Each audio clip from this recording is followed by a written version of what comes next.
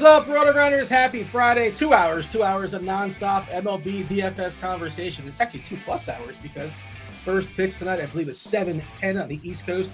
We yield to crunch time in about an hour and 15 minutes. Y'all get Kevin Roth, Chief Mineralogist Kevin Roth. We always need Kevin Roth. We especially need him tonight. There are a couple of games that are especially dicey tonight. Weather-wise, I went ahead and dropped that link in chat for the people. We'll go ahead and drop it again. But yeah, a couple potentially problematic situations. We got two of the absolute best in the business to talk through it.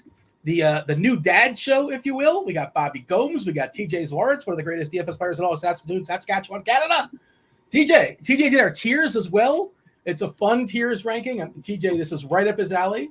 We're going to get possibly some disagreements. Myself and TJ actually agreed on one, on number 5. I'm not sure if you saw it, no, TJ, but that's exactly where I had the worst. Should we tell the people the category now? We can just. Well, yeah, I mean, yeah, you picked that one. I put that on there for you because you suggested it.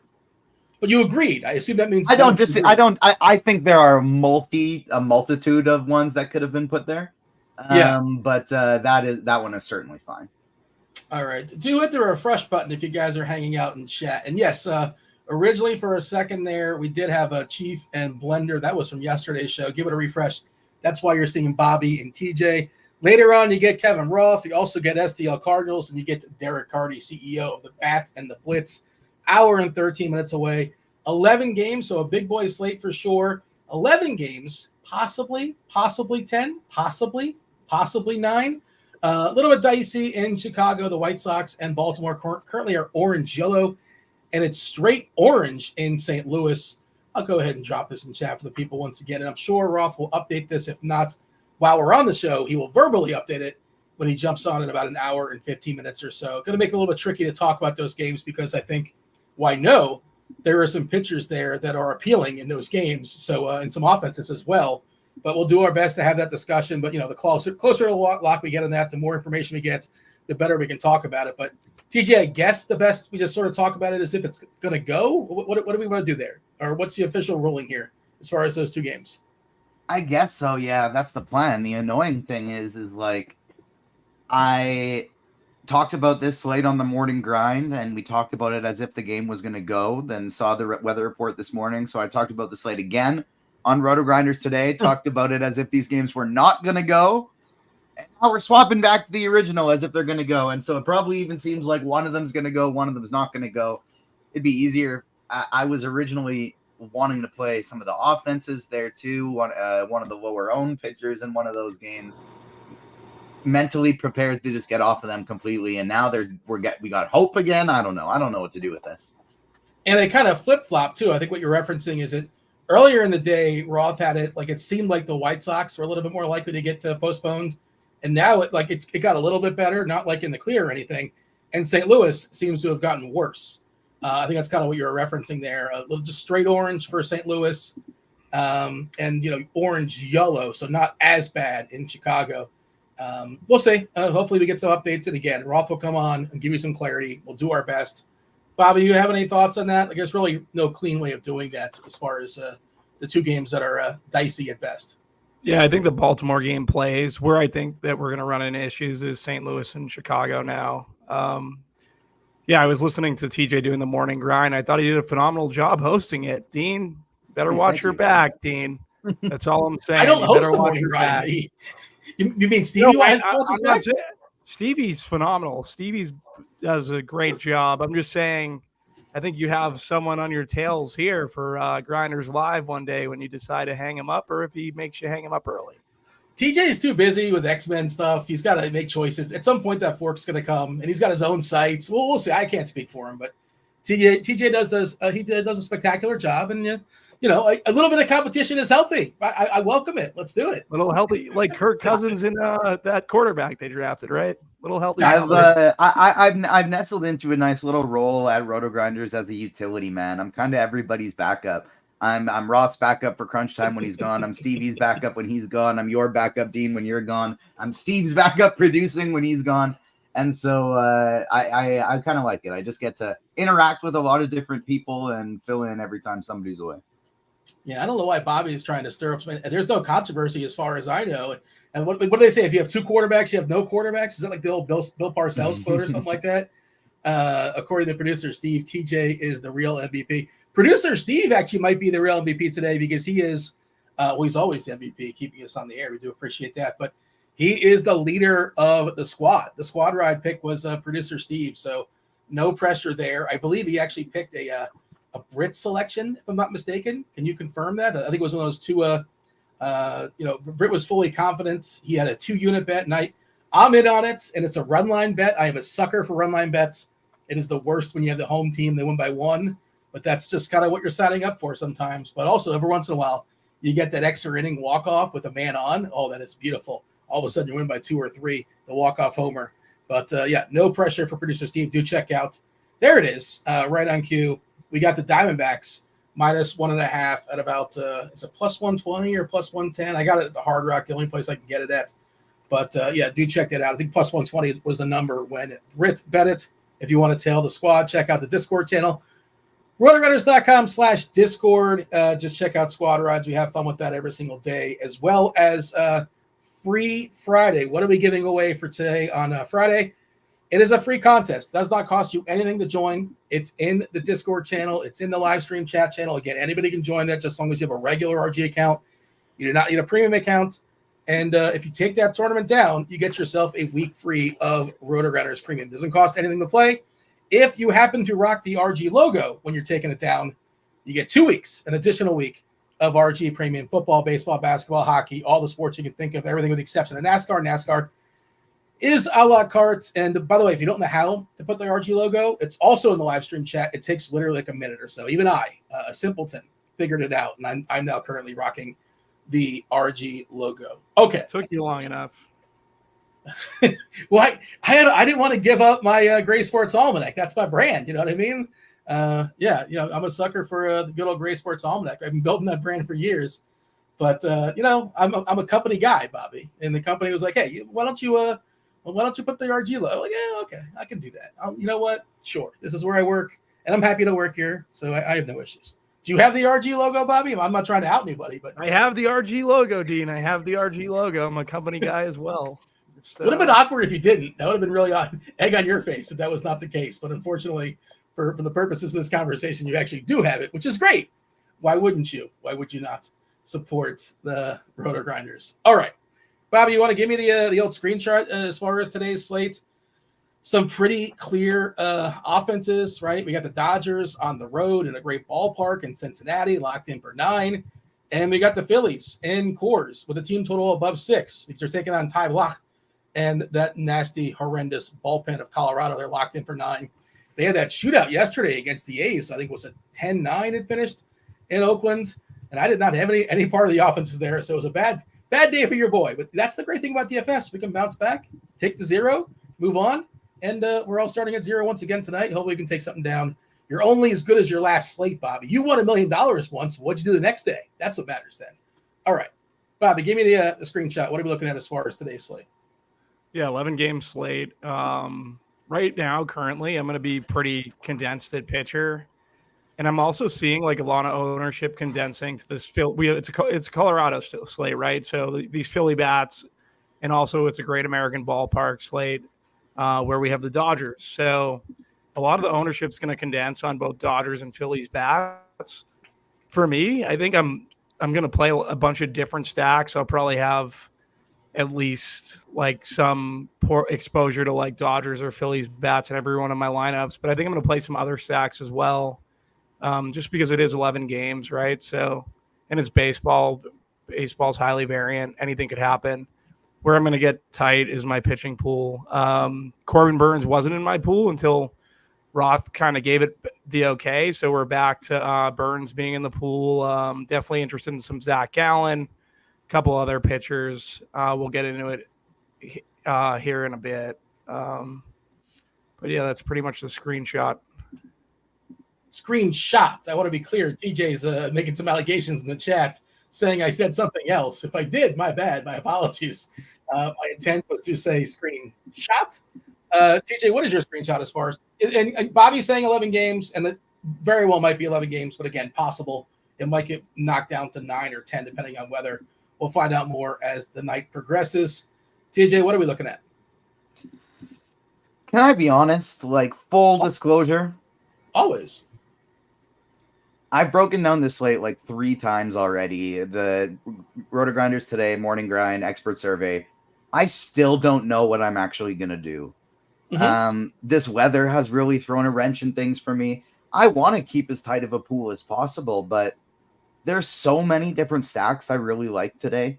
I'm wondering if maybe the best thing for me to do is just X the Dodgers, X out Coors, hope for the best, and get overweight on these other stacks today. But I do still like the Dodgers, and I do still like Phillies, and it's not like the ownership is that egregious. Like, it's on such a big slate. Maybe if we lose a couple of these games, it even narrows down to a few games more. But like, it's not like we currently don't have a single batter projected for over 17% ownership.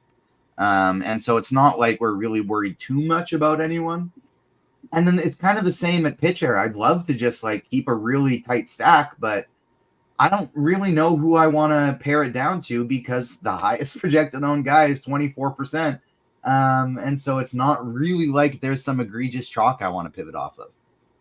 I think one of the tricky things with pitchers today is finding a cheapie to like, to kind of open stuff up. And I was wondering if I guess we'll talk about that when it comes to pitchers, but kind of working our way up. I see our boy Eric in chat is talking about Ty Block, and like, good luck if you want to roster yourself some Ty Block, but I am not doing that. I think it's a terrible idea. There's 22 pitchers taking the ball today, and he would probably be like my 20th option. Maybe I'm rounding up. I would not play Ty Block. Stripling, I wouldn't play. Garrett's maybe. I don't think Garrett's completely like insane if you want to save some salary. Michaelis, just there's no upside, and the game might not even get played. Urania, there's theoretically some upside because Minnesota will strike out, and he's actually been better this year for what it's worth. But like, he's supposed to be a punching bag. He's not been completely terrible. I'm not playing Ashcraft. I'm not going to play Wilson against Boston. Sanchez, I think, is probably my favorite if we're talking about like 7-4 and under. Are you seeing the same thing, TJ, as far as pitchers? Like, sometimes we got the 4K pitcher for Oakland the other day. He wasn't great. Didn't work out. But on paper, you can tell yourself a story and say, yeah, I can play him because of X, Y, Z. I don't really see cheap pitchers that I like today as a general thoughts. Are you there with that as well, or maybe I'm missing somebody? No, I think you nailed it. Like, as it stands right now, my DraftKings pool, weather permitting, assuming all of the games play-in would be fine, is at 10 pitchers. That's where it's at. And so obviously Burns and Imanaga are 2 guys that might get crossed off the list. Imanaga, it sounds like very likely will be crossed off the list. With potential rain issues, I'm wondering if maybe I just want to fade Burns anyways. He's got an extreme hitters umpire today. There's going to be rain, could potentially see a delay, but that'll really depend on what Roth says. So outside of those guys, it's down to 8. And the cheapest guy in the pool on DraftKings is Christopher Sanchez. I was going to guess Sanchez. Yeah, he's the cheapest guy. And then on FanDuel, it would be Christian Scott, where Sanchez and Scott's prices are essentially reversed, and Scott's $700 cheaper. Are you running 150 today? I always like to ask, what's the plan of attack here? 150? Yeah, 150.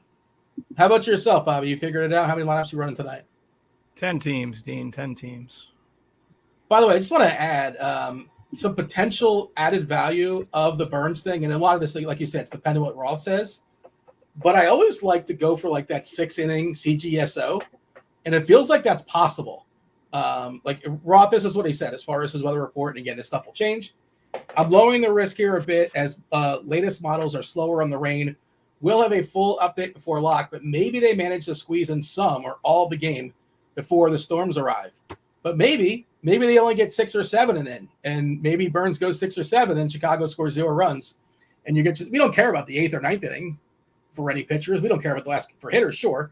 But for pitching, it doesn't really matter because you're not planning on your pitcher dropping a complete game. That's an outlier. You love it when it happens, but you don't expect that. That's like the top percentile outcome. But I think that's just I don't know, TJ. I feel like there's a chance, depending on what Roth tells us, maybe we can get some CGSO stuff out of Corbin Burns. Yeah, I think that's I don't know if it's worth chasing anyways. For me, it'll probably be like, hey, if that game plays, Corbin Burns' ownership has gone down. Maybe that's my edge more than chasing that specifically. But you're right, it does it adds to his ceiling with the potential of that happening. All right. I'm going to get a refresh as far as the ownership stuff, and it is kind of tricky. You mentioned Imanaga. His season has been ridiculous so far. Like, there is some negative regression coming. He hasn't been bad, but he's been crazy lucky, right? He's got a .84 ERA, which is so silly in 53 innings, but he's leaving all the runners on base, essentially 93.8% left on base percentage. That's phenomenal. There's some luck there, but he's not walking anybody, 4.3%. The Ks are good at 27%. The Sierra is still really solid at 3.02. The BABIP's been lucky also at 266. Homer and the fly balls been lucky as well, 4.8%. Theoretically, it's gonna go the other way, but he's still been very, very good. Darvish has been spectacular of late. I don't know if you guys noticed that. I think he's 4 or 5 straight starts. I want to say he's going up 0 runs. I'm not sure I'm playing Darvish because I don't really want to pick on the Yankees necessarily. Is it, let's see, how many in a row? His last 4 starts, he's given up 0 earned runs, which is kind of wild. He was obviously once upon a time an ace. He's not really that guy anymore, but maybe at least in small doses, he's been pretty good. Ownership-wise, you kind of referenced it there, TJ, as far as the pitchers, and I'm giving a refresh. It's really, really flat. We currently have Scott as the number 1 guy at 24%, which is kind of surprising, but he's pretty cheap. And the matchup against San Fran at a good ballpark is pretty good. Zach Gallen and all the revenge against the terrible Marlins is the second guy at 23%. Verlander, who's not been very good this year. The K stuff has kind of gone away, but he should survive Oakland, especially in that ballpark out there on the West Coast. Christopher Sanchez getting some ownership despite, throwing baseballs in cores. It's really flat. Bobby, you have a plan of attack here as far as pitchers? Anything kind of stand out for you? If you're running out to 10 lineups, is there's just one guy you're like, I'm going to hit the lock button on? You making any bold calls when it comes to pitchers? I'm going to be pretty heavy on Zach Gallen versus Miami. I just think it's a really good spot. And also, when you talk about paying up for these pitchers, we're talking about a slate that's loaded with offense. So these ceilings are going to be very, very high. And if it's a spotty chance that these games don't play, or you have issues in terms of them basically hitting their innings mark or pitch mark, then they become very tough plays. So paying down at pitcher, I think, makes sense. I'm going to be living in the middle range between 8K from Gallen down to Sanchez at 7.2. No Ryan McMahon in that Rockies lineup, just to throw it out there. I thought McMahon was a good leverage play off of Sanchez prior to him being ruled out of the lineup. So he's someone I have interest in. Yu Darvish versus the Yankees. I'll play some Yu Darvish. Yankees strike out at a pretty high clip. You're buying the reserve? I'm buying it on the slate, in the context of the slate. He's 8K. Scott versus the Mets. For the Mets versus San Francisco. Scott had a rough outing versus the Marlins his last time out, but I'm fine getting to Scott. Braxton Garrett is the cheapie that obviously 5.8's too cheap for Braxton Garrett. I will say some of the pitch mix stuff kind of scares me. Christian Walker, I could definitely see hitting a home run tonight. Kettle Marte too off of Garrett, but he is 5.8, so it's kind of priced in. If he gives up some runs and then hits his K prop, he can still make value. I'm fine with Garrett, but mainly the lowest I'm going to go is Sanchez. I'm pretty positive. And Gallen's going to be, I think, a lock button for me. Oh, wow. Lock button. I meant to check to see. Every once in a while, they open that roof in Arizona, no matter how hot it is. I'm guessing it's closed today, but do want to check if it's open today or not.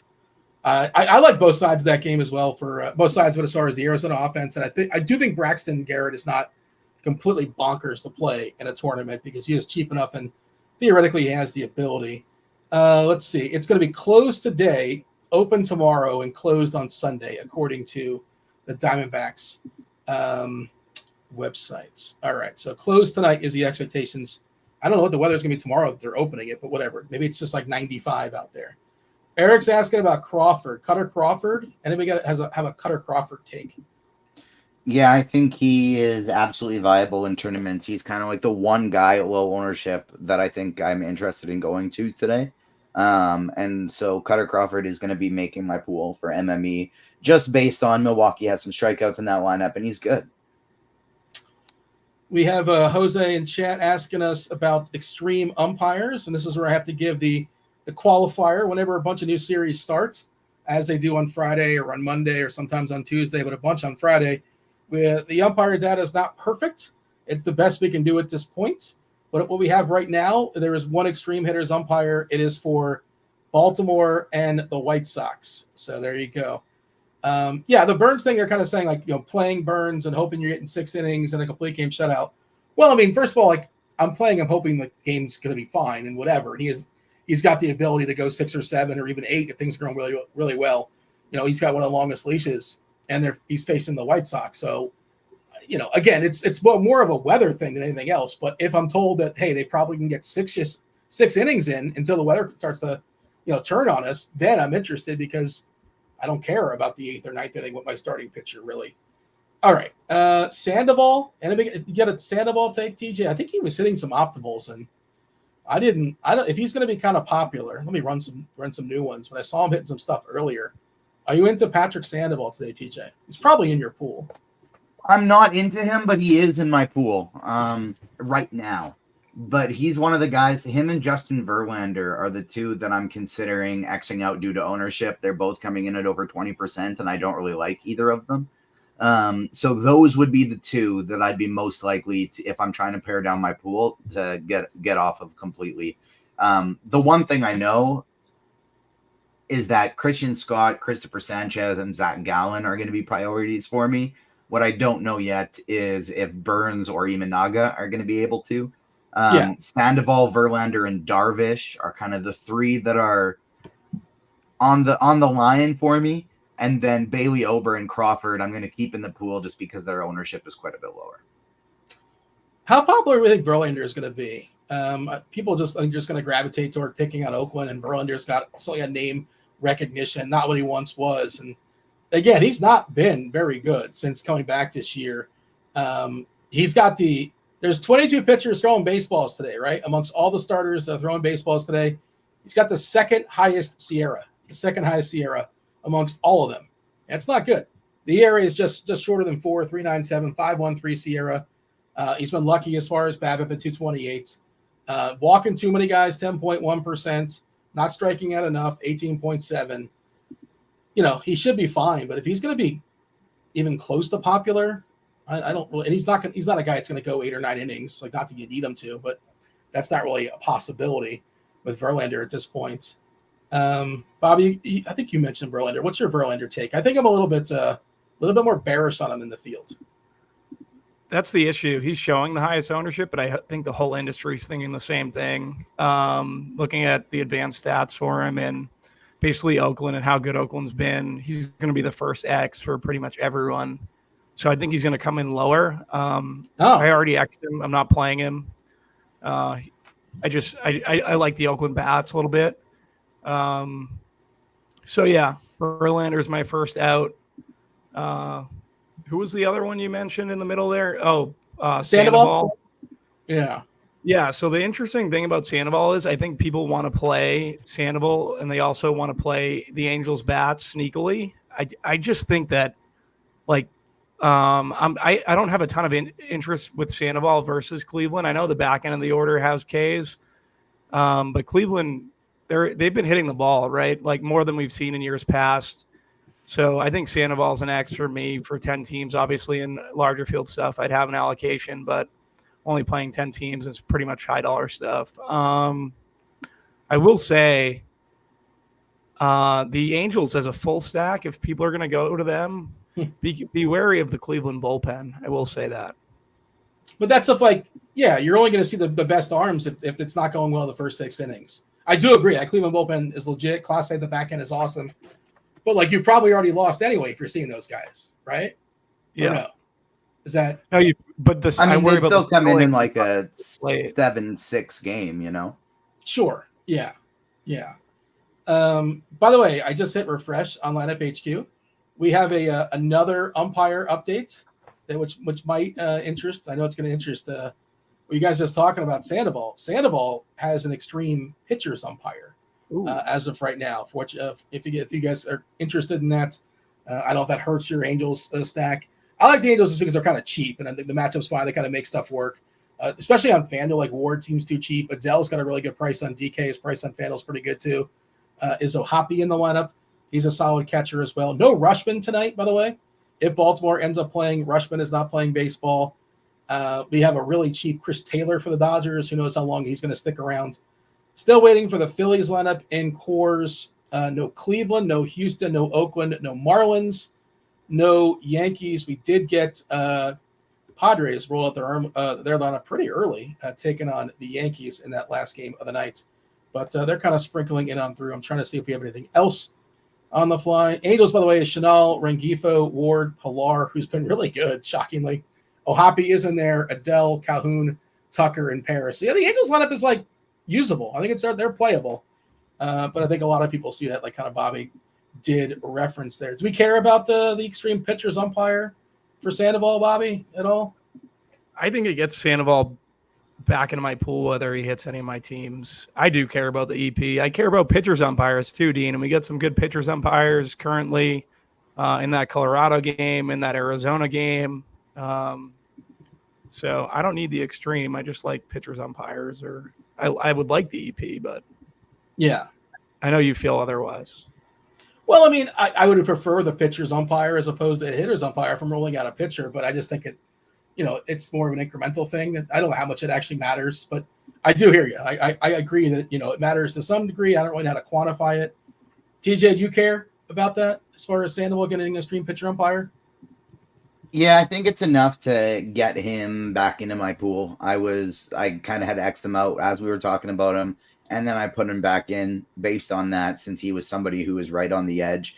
It matters to me more with somebody who I'm concerned about walks. And Sandoval's not bad with walks, but he's not fantastic either. He's got and so I do think that is enough to get him back in the pool. And to be perfectly honest with you, it's even enough to get me to get me to slightly consider Logan Allen. That's what I was going to ask next. Sandoval, a few too many walks for my liking, 8.9% in the season. The K's are pretty good at 23.6%. So I do like to get the corners with those extreme pitcher umpires when my guy can be wild at times. Allen in the season, 19.5% K's, 7.2% as far as the walks. Are you making any bold stances, TJ? You're still kind of figuring it out, right? As far as like, just because Bobby was talking about just locking in Zach Gallen, which I might do too. I think he's going to overpower the Marlins revenge game, whatever. I just think it's, he's my favorite pitcher on the slate, and that's it. Yeah, I think that is absolutely the most likely scenario. But also it's baseball and anything can happen. So I'm playing 150 lineups. I'm not quite confident enough in him to hit the lock button on that many. Still figuring it out, like you said. Like, I really don't know if I'll have any huge stands yet. So far, the biggest one is no Verlander. And obviously the weather, the Imanaga, Burns. I'm hitting a refresh on Ross' article. I'm seeing if he's refreshed. That'll be a stand I take. If we end up getting, hey, you can play all of these games, I will play like 50% Imanaga. Would you do the same? Like, let's talk about hitters. Like, all of a sudden, like Baltimore, who was like, I guess a secondary snack today, but you can argue, like, you wouldn't be shocked if Baltimore was the highest scoring team on the slate. I don't think so. No, not at all. I do like Baltimore. It's just they are pretty expensive. I think they're kind of tough to get to. Yeah, it does make it a little bit tricky to get there. Trying to see if there's anybody else being thrown out in chat. Feel free, if we miss somebody in chat, by all means, throw some names at us. Eric's talking about Verlander's K-prop at 6.5. I don't really like it. I think it's kind of a stay away for me, just because Oakland will strike out a fair bit. But Verlander, the K's have not been there this season. Collectively, that lineup, the projected lineup, does strike out at 26.6% versus righties. It's kind of a stay away. TJ, actually, you dropped the Prize Picks article at the top of the show, so you probably have some player prop takes today. Any that are relevant to the conversation now? Any that have not just yet expired? Yeah, absolutely. None of them have expired, actually. And the one I'll unleash early is, how many likes are we at right now? We are at 43 likes. I'll do a second Spidey Bomb at 75, but I'll unleash the first one for the people right now because I already talked about it on GrindersLive. And it's Kyle Tucker. You can get him for plus 400 today just because it's a tough stadium. But weirdly enough, Yordan Alvarez is like plus 280. So Tucker leading the league in home runs at plus 400 just doesn't really make sense. And then I also wrote him up in the Prize Picks article more than 1.5 total bases, as well as Corey Seager's fantasy points. I think it was Christopher Sanchez's total outs, and a few other ones as well. So yeah, definitely check out that article for Prize Picks.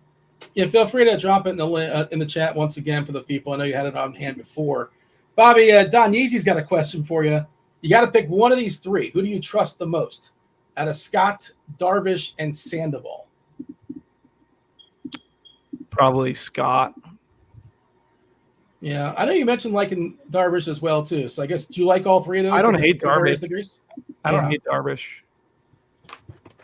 I will say there you this: go, I want to TJ. give a Bobby bomb, Dean. Oh, go for it. Is that what we're officially calling them now? Bobby Bombs? Bobby Is there a bombs. meeting? Yeah. So basically, I'm gonna go a little deeper than TJ for my first one. I'm gonna go Gavin Lux plus 850 on DK. Was that you taking a subtle jab there when you say I'm going to go a little deeper? Like in so many words, what you're saying is TJ is taking the low-hanging fruit. That's what I was hearing. I take no offense because, frankly, it would be malpractice to think that plus 400 for Kyle Tucker today is a bad thing. And so not pointing that out would mean I'm not doing my job. And so if somebody thinks I shouldn't do my job, well, I'm going to do my job anyway. No, That's it was actually a good. pretty Tucker good was Tucker was a good one. I was, It's the ballpark, I guess, which is part of it. Andrew's throwing out Kyle Harrison for Sam Fran. And anybody got any Kyle Harrisons? The other thing I'm going to say before we move on is Kyle Tucker will hit a home run and Gavin Lux won't. And so that's one of the other things that makes one of the picks a little better than the other. We can I have to get plus money on this bet, right? Slide to the DMs. Let's make this interesting. I'm just going for the long shots, Dean, No, I appreciate the ambition. It's up to you. You can be as ambitious as you want to be. And Spidey, I guess, does not feel like walking the plank of ambition so much today, but that's fine. Maybe he'll redeem himself. No, he's right. Plus 400 is good for Kyle Tucker. I agree too. He's right. Against basically anybody. 4-1 on Tucker is pretty good. On the road too, so decent chance of 5 at bats. So obviously, again, that ballpark stinks, but when he gets a hold of it, sometimes it just doesn't matter what ballpark it is. TJ, what do you got? Roth just tweeted, he says, I've had no great aha moments on our 2 risky games. They've still just looked risky. Models seem to be out to lunch in Chicago. I don't think that they are capturing this setup well. I could give you a guess at both games, but it would truly be a guess. Still 2 to 3 hours away from first pitch. We'll watch it longer and see if I get some clarity. What does it mean when the model isn't the model like out to lunch? The model doesn't have to eat. I don't understand. What does that mean when the model's out to lunch? It's not performing. It's not doing the work it's supposed to do. It's not why capturing. Wouldn't it? Why can't it pick? Doesn't it? It's a model. It's not human. It's a machine, right? What am I There are missing? multiple models, and I think that would mean they don't agree. Machines break sometimes. Okay. I'm just confused why the model never just goes like, yeah, I don't know, just a shrug. But I guess I should stay in my lane. Roth knows what he's talking about, and I have no clue. I don't pretend to be a meteorologist.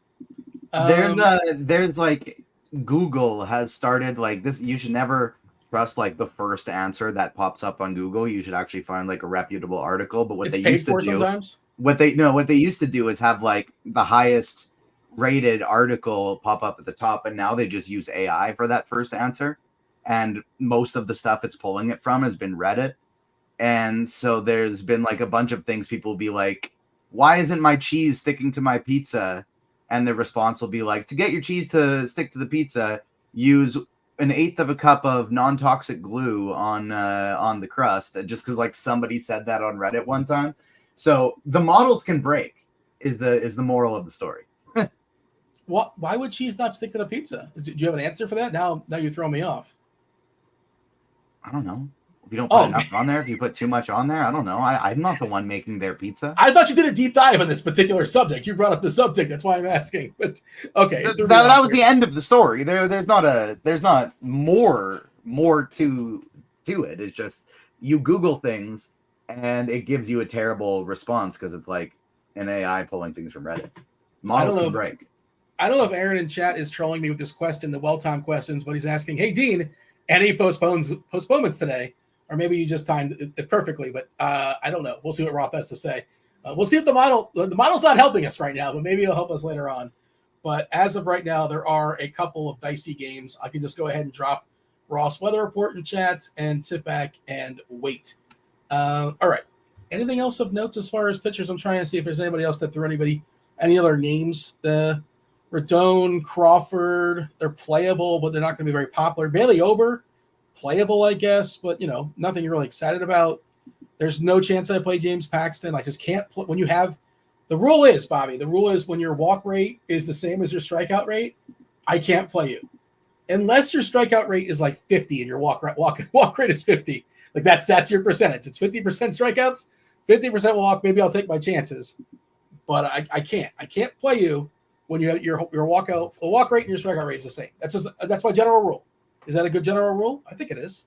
I think it's a good rule, Dean. I like your rules. All right. They are meant to be broken sometimes. Yeah, Paxton's got his walk rate is down to 13% for what it's worth. Down to 13%. And his K rate is up to 13%. It's not good. It's not good. So he's just unplayable. What's a really good pitcher, James Paxton. What was his nickname, TJ? He had like a Canadian-inspired nickname, Paxton. Oh, the Maple, something with Maple. Wasn't he Big Maple? Yeah, the Big Maple. That's what he was. Yeah, I knew it was like a Canadian-inspired nickname. But yeah, no longer.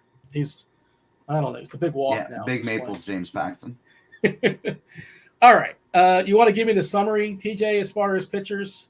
Anything else we should say before we talk about our favorite stacks? We do a little stack tier ranking.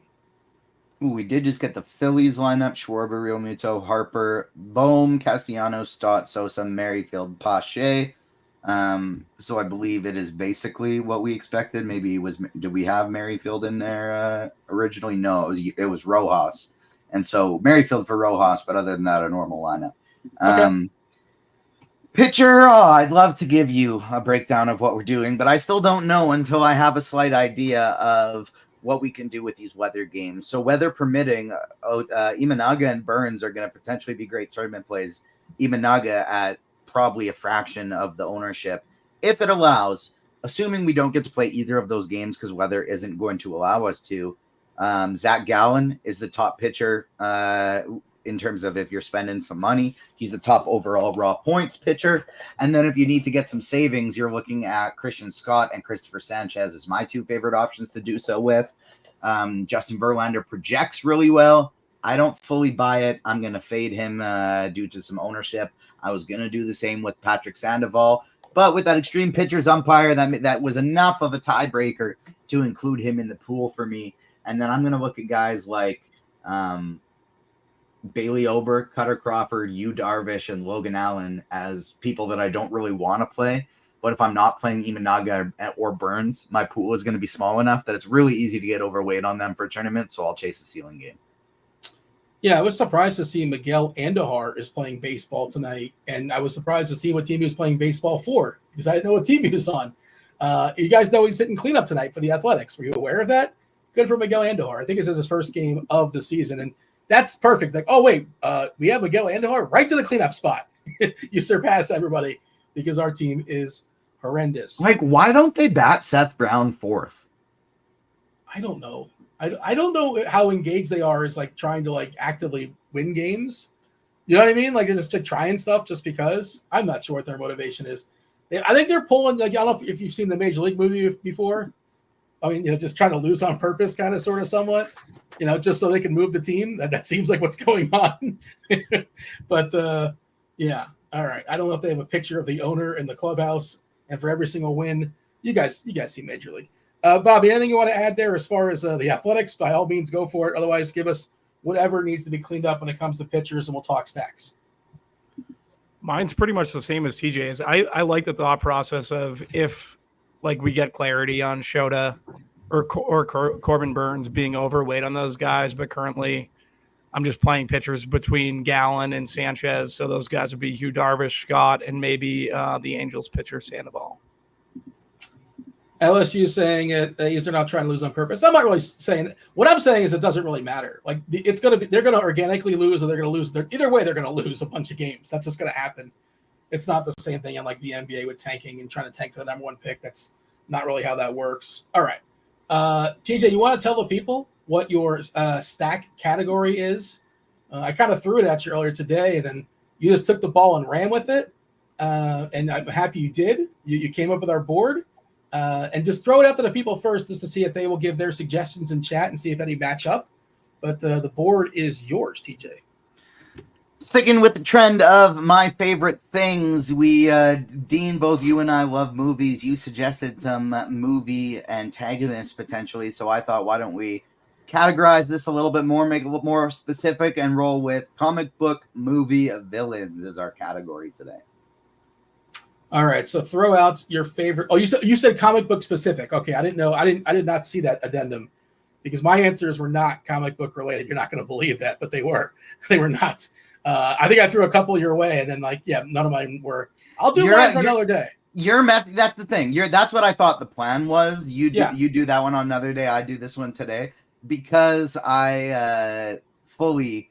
Your messages were just coming in out of order. And so I thought that was the plan before I knew that before I think you realized it was the plan because they were coming in at different times.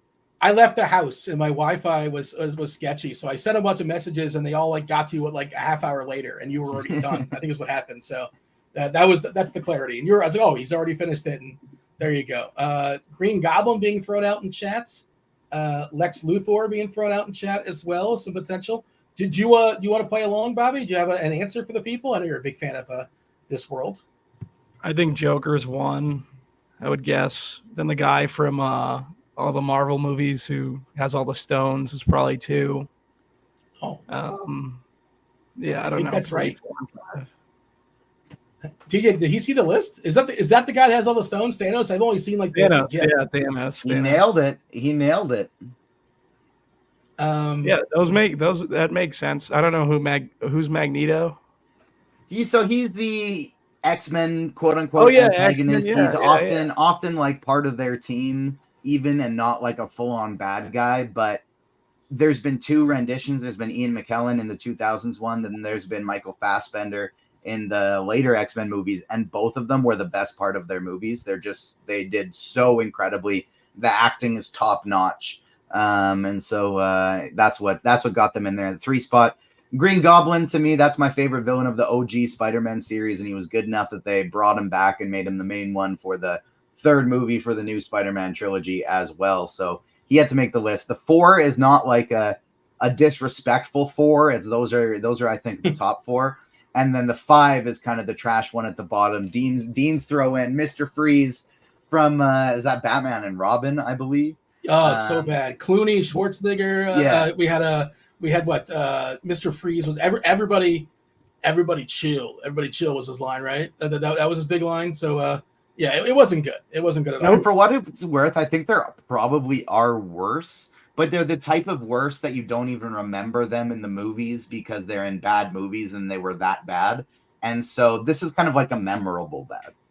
I would put Shredder from Ninja Turtles 3 over Magneto. I know Magneto has made Wolverine's life not the greatest at times, but I like. You don't like the Ninja Turtles, TJ? No, you weren't a Ninja Turtles guy. I don't mind Ninja Turtles, but it's like it's the movie one specifically, so it's like you'd have to pick a rendition that you liked. Shredder's the first, the Ooze, right? The first one. Shredder was pretty good. The Secret of the Ooze. Secret of the Ooze, yeah. I think there's been like 2 more there's been like probably 4 more Teenage Mutant Ninja Turtles movies since that one. Talking about like the 90s ones though. Yeah, and so that's why it's like it's tough to choose a specific one, but I'm not enough of a Teenage Mutant Ninja Turtles guy, I think, to get him on the list. The last one was pretty good. I watched it for another podcast, and the one that just came out, I think Seth Rogen was involved in it. Maybe Ice Cube was involved. Oh, that one's really the animated one. That was pretty good. Really good. Yeah. I watched it with my kid, and I hated it. Really? Did you grade it on the kid scale? I didn't like it. Yeah. Because I like the old ones where they're more the 90s ones where they're more like free flowing. You could say more stuff, and yeah, my kid liked it. What did they say in the 90s that they can't say now? The 90s ones are great, dude. They're unbelievable. 90s movies in general, like 90s kids movies are funny they get away with so much more stuff than what they can get away with today. So I make my kid watch all 90s movies. Did you like the Vanilla Ice one? That was the second one. That was the Secret of the Ooze. Yeah, that was not good. That was not good. The first one, when I was like 10. In hindsight, it would have been really fun to just do specifically Jokers. Yes. I think I did that ranking somewhere. I feel like I'd done that either on Twitter or on one of the shows, but yeah. Heath won. Jokic. Yes. Mark Hamill too. Come on. Stop it. Oh, easily. He just should the probably voice. be one. It's just a voice. He should There's no probably body. be one. Oh my goodness. Better than It's Jack just a Nicklaus? voice. You are Get out of here. You are so ignorant about how animation is created. It's impressive, but it's just a voice. There's a ceiling. No, it's not. It's just the voice. Facial expressions get created for the characters in animation based on how people are doing them in their acting. Like, it goes so beyond voice acting. He's done it also in just like dozens of projects. He is the voice that people think of when they think of the Joker. If he's not one, No, they he's two don't. for sure. Bobby doesn't think of Mark Hamill when he thinks of the Joker. When he said that, I kind of remember who he's talking about. So Batman the animated series, I'm Batman Beyond, all the I'm Batman wagon movies, back Justice to TJ because League. he seems like the expert here. Jack Nicklaus would have been mine, but TJ probably knows better. That's the than me, fanboy answer. That's like the niche fanboy answer. No, that's that's the real not. answer. That's not. It's you just don't. You're assuming that's niche, but it's literally the villain of the most popular comic book character in the world. There are millions and millions and millions of people who watch these shows. It's not niche. You just don't know about it. You're ignorant. It's not niche. I love the passion that's being brought to these between I like it Chopper too. the I like other it day too. with the It's Fast and the Furious, disrespectful to Mark and now Hamill, TJ Dean. with Marvel. I think he's really good. What I've heard of it, and I don't know nearly as much about this world as you do, but I've heard him and he's very good. But again, there's a ceiling because there's no visual. He's not better than There is Ledger. a visual. That's what animation is. That he had nothing to do with. Somebody drew a visual for him. Oh my goodness! I need to just like take a. That's such a boomer take. Yeah, it's just like such a clear example of I don't understand how animated projects are created. Okay, but Heath Ledger, you can clearly see Heath Ledger like smiling and doing things as he's talking, and he's multifaceted, like impressive stuff. So do you think Jared Leto is better than Mark Hamill's Joker? Because you can see him, that makes you think he's better? No. Now that's a reasonable question. It's a good question. Leto was fine. No, it's not. That was the point of the question. Leto was terrible, Steve picked the most ridiculous thing he could think of to see what you would think of it, and you would think it was reasonable. Anyways, let's move on, Dean. Let's move on. By the way, Ledger, Phoenix, and Nicholson is the top three for the record, and then Hamill. Maybe we'll introduce Hamill. Oh my God, you just put Phoenix ahead of Nicholson. Now we really got to move on. I thought Phoenix was very good. I thought Joaquin Phoenix was very good. Nicholson was great too. No, now I'm not a boomer. Am I a boomer or not a boomer? Because boomers are going to say Jack Nicholson #1. So now you're confused. So I can't. Now you're a senile boomer. Yeah, I'll keep changing my mind. Just ask me the question a half hour later. Apparently the Yahoo slate starts at 6:40. They can never get things straight. Whatever FanDuel and DK do, they seem to do the opposite. There are a bunch of 6:40 games. We're not going to touch on those. We have content on the site for it. Thank you, Ruthless Aggression says, who agrees with me. There you go. Steve says he's team. There's today's poll question. If we need a poll question on the fly, I just think it's one. I'm going to do two things, or I'm going to do one thing. Which is more impressive? All right, never mind. We'll move on. Milwaukee and Boston is the very first game of the slate. 9.5 total. We do have an opener for Milwaukee. Jared Koenig, who's a lefty. So they're starting out left-handed for Boston. So this seems to be spreading. We've seen this more and more of late. Duran's a lefty. Abreu's a lefty. Devers, of course, a lefty. So 3 of the top 4 are left-handers. That's when we probably get Wilson coming in. Despite that, Boston does have a 5-team total. TJ, you're going to open up the board. You're going to tell us where to put the Brewers and where to put the Red Sox. I think Steve actually nailed it. I think the last thing I want to mention before we move on. Do you do one thing or two things you say as if Heath Ledger wasn't, or all these other Joker people weren't Jokers in one movie and Mark Hamill's been the Joker about 50 different times? 50 things versus one thing, Dean. Anyways, the Red Sox, I think, are 2. I think they got a good high ceiling, but the ownership is a little bit too high on them to put in the Joker tier. But you throw it additionally, like they're not the Dodgers, they're not the Phillies today. So I think that's the right spot to put them. It's a good ballpark. They're facing a not so great pitcher. They got a total over 5. And then the Brewers, I don't want to play the Brewers. I don't think they're going to be great today, but that's kind of how I feel about median projection. Like, I don't think they're going to be good, but the ceiling is still high. They're a good offense. I never want to target Cutter Crawford, but they're getting a park upgrade. They're a good offense. I think they got to remain in the pool and because of their upside. Bobby, any issues? I may put the Brewers in Magneto just because of the park upgrade. Weather Edge likes this game. Did Bowers make the lineup? I like Bowers a good bit to hit a home run. I don't know if we have a Milwaukee. He is in there. Yes, he's batting 5th. Yeah, he's in there. Yeah, I don't hate Milwaukee. So yeah, they'd probably be Magneto for me, but definitely the Red Sox and Thanos. I wrote a couple of the Red Sox up.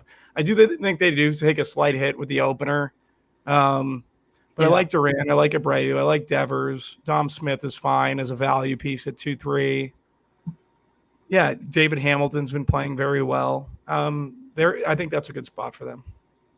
There are 2 lefties in that Boston bullpen for what it's worth. Milwaukee will do their pinch hit thing if the situation calls for it. But let's go ahead and let's see. I'm going to agree with TJ. I agree TJ's stance on Milwaukee and Green Goblin. So, but I'm only here to break ties. I don't appreciate that, Dean. I don't appreciate that. I got to break the tie. That's it. Like I'm not showing any prep. Me and TJ just went back and forth over Mark Hamill for 5 minutes. All of a sudden, now I'm going to agree with them just because. Like I'm like, this is what I believe. I will say the back end of Milwaukee, Ortiz and Chorio are interesting as well from a pitch mix perspective. And I'm also agreeing with producer Steve, who nailed those 2. He put Boston and Milwaukee right where TJ wanted them. All right, Dodgers have a team total pushing 6, 5.77 if you want to get all tactical, taking on Graham Ashcraft, locked in for 9, ballpark upgrade. The board is yours, Bobby. Cincinnati has a total of around 5 against the aforementioned James Paxton. Too many walks, not enough strikeouts. The Cincinnati lineup is not great, but it's they're playable. I think. Let's see. Did Steve get it right? Where do we have these teams for you, Bobby? Steve got it right. Very good job, Steve. Been fantastic so far. 2 for 2. For me, on the Dodgers, like Great American Small Park, it's the Dodgers. Go to all the Dodgers. Ohtani's, Betts, Freeman, Pages, Teoscar. I even like Gavin Lux today. I said as my Spidey bomb. I think Lux goes deep as my Bobby first bomb. one. Taking the long shot, the Bobby bomb. Yep.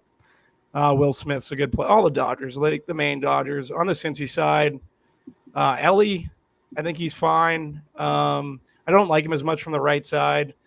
He wouldn't be my favorite. I think Candelario at 3.8 is going to be in play for a lot of people in cash games, first base, third base eligibility.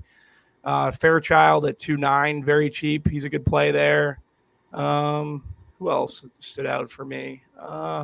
Spencer Steer at 5K, first base, outfield eligibility. Can always play Stevenson. Those are the Cincy guys I like. 2 lefties in that Cincinnati bullpen. I thought it was weird that like Jason Hayward didn't start against the righty, and I thought it was weird they started Chris Taylor against the righty. Dodgers doing a little bit different as far as their lineup.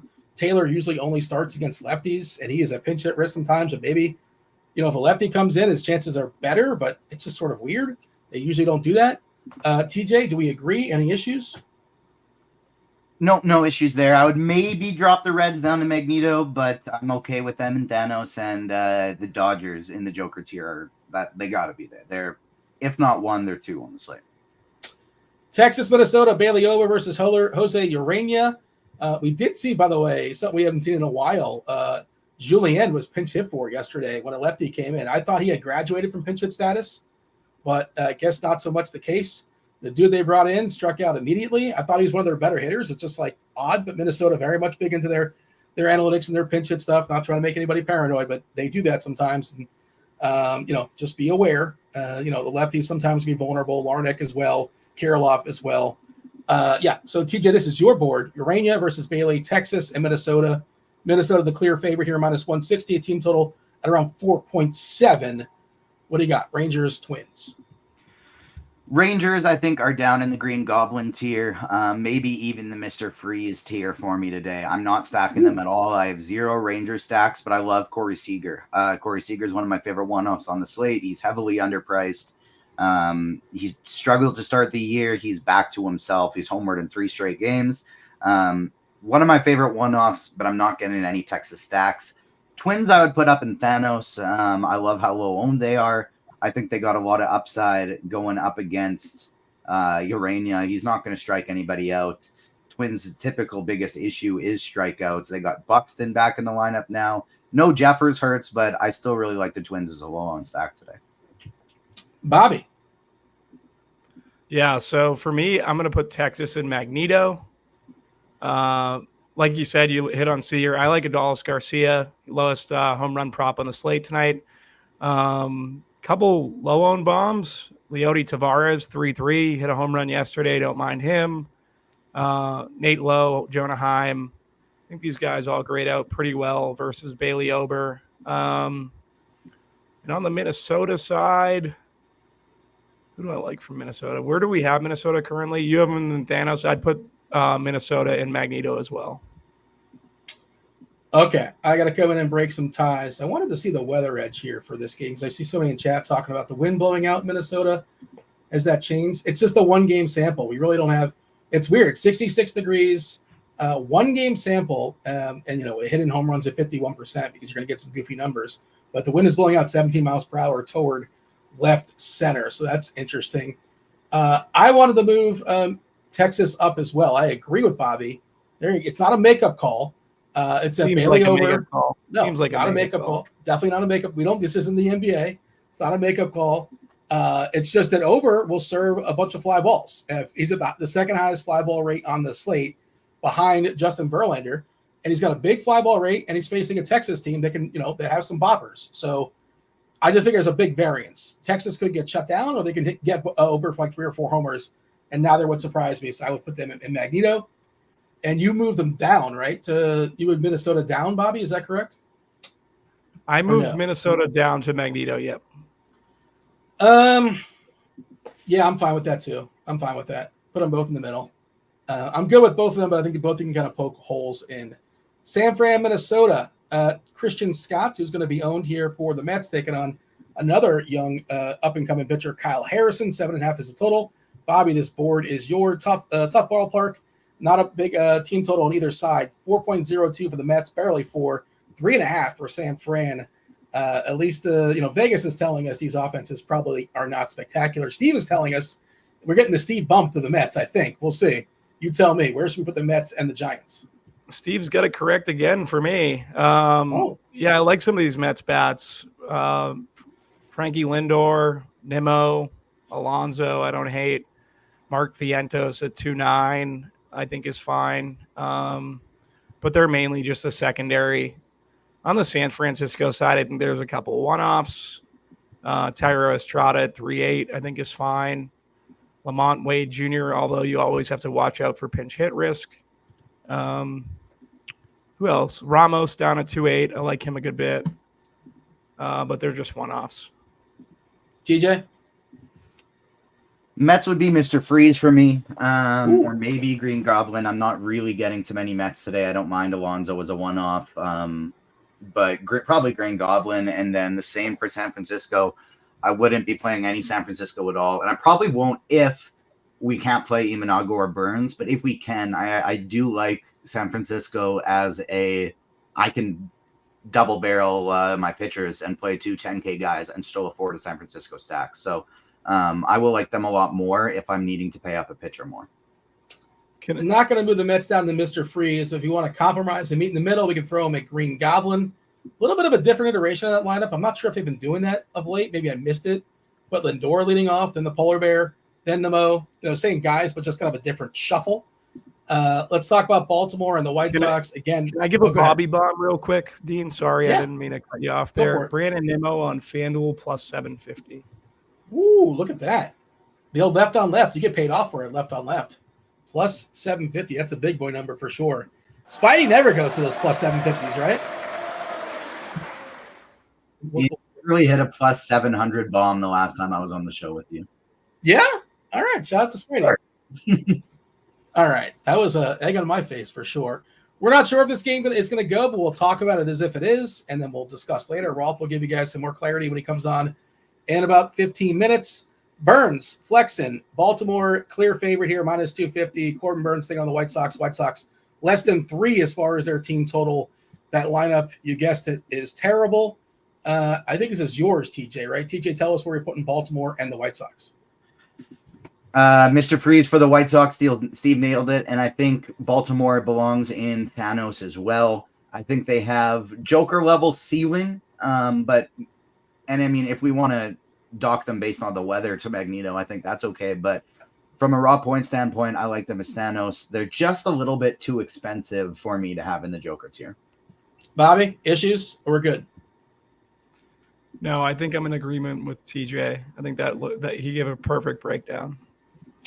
The next game that might be a little bit dicey as far as weather, that's the Cubbies and the Cards, 7.5 as far as the total. Cubs minus 150 favorite with Imanaga set to take the ball here. Bobby, where do you have Chicago and St. Louis? Let me see. I currently have. I just want to see this real quick. Sorry, it's taking time to load here. Chicago, I'd put in actually. Maybe Chicago and Thanos. Maybe it's versus Mikolas, right? If the game goes, like I don't think people are thinking about the offense there, but yeah, certainly. Yeah, no, you're right, and they're not thinking about Imanaga either. So, like you can get over on both. Bellinger, Suzuki, Morel all stand out. Michael Busch as well. Dansby Swanson's still down pretty cheap at 3.2. Those would be my Cubbies. St. Louis, I'd put in Mr. Freeze territory. They're terrible. TJ? Yeah, exact same for me, actually. The Cubs were one of my favorite stacks before learning that we were going to have some issues with weather. They are incredibly cheap. Bellinger is the most expensive one, and he's still below 5K. So I think they got a ton of upside for how cheap they are.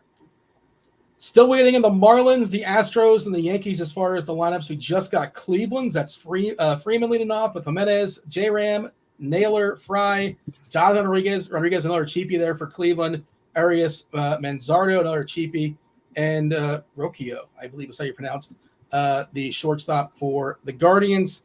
Next game, though, is Philadelphia, Colorado. Philadelphia, the team total above 6. They're taking on Ty Blach and that terrible bullpen. Schwarber, Realmuto, Harper, Baum, Castellanos, Stott, Sosa, Merrifield, and Pache. This is your board, TJ. Phillies, Rockies. Philly is absolutely in the Joker tier. Highest total on the slate. They're going to be chalky, but they are the best raw points offense on the slate. I would bump the Rockies up to Magneto. I really like Sanchez, but this is still Coors Field, and the Rockies are going very low owned. So I will probably have a decent amount of full stacks from the Rockies today, even though I like the pitcher facing them as well. Bobby. Yeah, me and TJ are in agreement once again. In terms of Phillies, like I like the back end of the Phillies. I know Sosa's going to be chalky, but Pache hit a home run yesterday. Really like him. Witt's there, second base, outfield eligibility to just play them differently. This is just a way to, I guess, when everyone's just going to stack the top of the order. Colorado, I liked Ryan McMahon a ton. Not so much anymore. Maybe some Jordan Beck, Hunter Goodman as one-offs, but they're right where they should be. And Magneto, because it is still Coors Field, right? So, yeah. Pache probably sticks around, too. He's a really good defensive outfielder, and there's a ton of ground to cover. Assuming Philadelphia's ahead, sometimes he's a pinch hit risk, but if they're ahead, I assume they keep him around for defensive purposes. So I think he sticks around in this game. Now, if they need a hit and they're down 2 or 3, all of a sudden he might get the hook, but who knows how that's going to go. Logan Allen versus Patrick Sandoval. One sec. I have another long shot home run. We're going to go Christian Pache plus 700 on DK Sportsbook. Ooh. Inside the Parker, or is it's going to go over the fence? He hit one yesterday, Dean. He hit one yesterday. Yeah. He had a triple and he hit a home run. So there you go. He's hot. All right. That's a big enough sample size to say he's hot? Dean, he's good. The back end of the Twins order, the Phillies order is good. It's been good all year. Half the reason why the team's been fantastic through the first however many games. Their pitching's been pretty good, too. 4 more knockouts. Cleveland and the Angels, Logan Allen, Patrick Sandoval, 7.5 total. Pretty much a coin toss, according to Vegas. Neither team with a total above 4. I believe it's back to you, Bobby. Guardians, Angels. Yeah, Angels, Magneto, Guardians, Magneto. I think they're as good. They're good as secondary stacks for me. Both teams, Naylor, Ramirez, those guys are good. Ohape might be the best catcher play on the slate. For the Angels, Adele's there, who's very good. Taylor Ward. So there's a lot of good plays on both sides, but I don't see myself full stacking them. Bobby, you were getting actually in the chats. Brandon saying that Pache did not homer yesterday, and I'm saying, in fact, Pache has not homered all season. Just for the record, he has 0. I thought he hit a home run yesterday. No, not a. It was not a triple. I don't know. I thought he hit a home run. Sorry about that. Does that change things? I locked in the bet. Now should I try to get a refund or? I'm still going with Pache Dinger, Dean. Now he's due. He's due to homer. He's due to homer. Yeah. Do you know who has the 0 home runs and the most at bats this season? It's not Pache. You know who it is? Colt Keith. Unless he's hit one since I learned that stat, but I'm pretty sure it's Colt Keith. Because I think Luis Arise was the guy that was that guy before he homered, but Colt Keith took over that spot. Fun fact for y'all. Yeah, TJ, any issues here as far as the Angels and Cleveland? Nope, absolutely nailed it. But since we are on our long shot home run odd train, and we do have enough like for Spidey Bomb number 2, we're only 15 likes away from Spidey Bomb number 3, so get us up there. It's not quite as heavy as Bobby's. I'm not quite that wild, but I'm going David Fry plus 600 in this game. There you go. All right, Marlins, D-backs. Izzy said Colt hit one today. Did they even play today? Is that true? Or are you just trolling me? I think there's no games that start till 6:40. Will hit one. He said he will hit one today. Oh, will hit one today. Okay, yeah. I just can't read. Yeah, maybe he will. Yeah. Hey, Dean, remember when you said that Hertz Bees was a really bad play and he was going to get pinch hit for? Yeah, yes. Do you remember when you had a bad take once? Yes, I've had plenty of bad takes. You remember when I latched onto that take but had a bunch of Cincy stacks still? And if I would have had more Hertz Bees, I probably would have won all the money. Yeah, well, he knows you're a refund. He knows you're a refund. That's how I see it. So nobody ever remembers the calls I get correct, right? The Skolansky bucks. Dean knows you're the Skolansky bucks. It's fine. Miami versus Arizona. We got to pick up the pace because crunch time's coming in about 5 minutes. We got 3 games to knock out. The Marlins, they're terrible. Take on the D-backs. Zach Gallen on the mound. 7.5 total. Most of those runs going to Arizona because they are a -188 favorites. I'm not sure who's up. I think Bobby is up. Dean. It's me. Arizona, Miami. Marlins, Mr. Freeze. Jake Berger is the only one I really like. In Arizona, I'm going to go Magneto. I don't know. I like Marte. I don't know. I actually, I'll go Thanos, Marte, Walker. I like those guys a good bit. I like Arizona's lineup in general, so I'll go Thanos for Arizona. TJ? Happy Bobby bumped them back up to Thanos because even though I will say that this was my turn because Bobby had the Angels and the Guardians. Oh, shoot. Sorry. No, that's okay. I actually want to bump the Diamondbacks up to the Joker tier. They are my favorite tournament stack on the slate.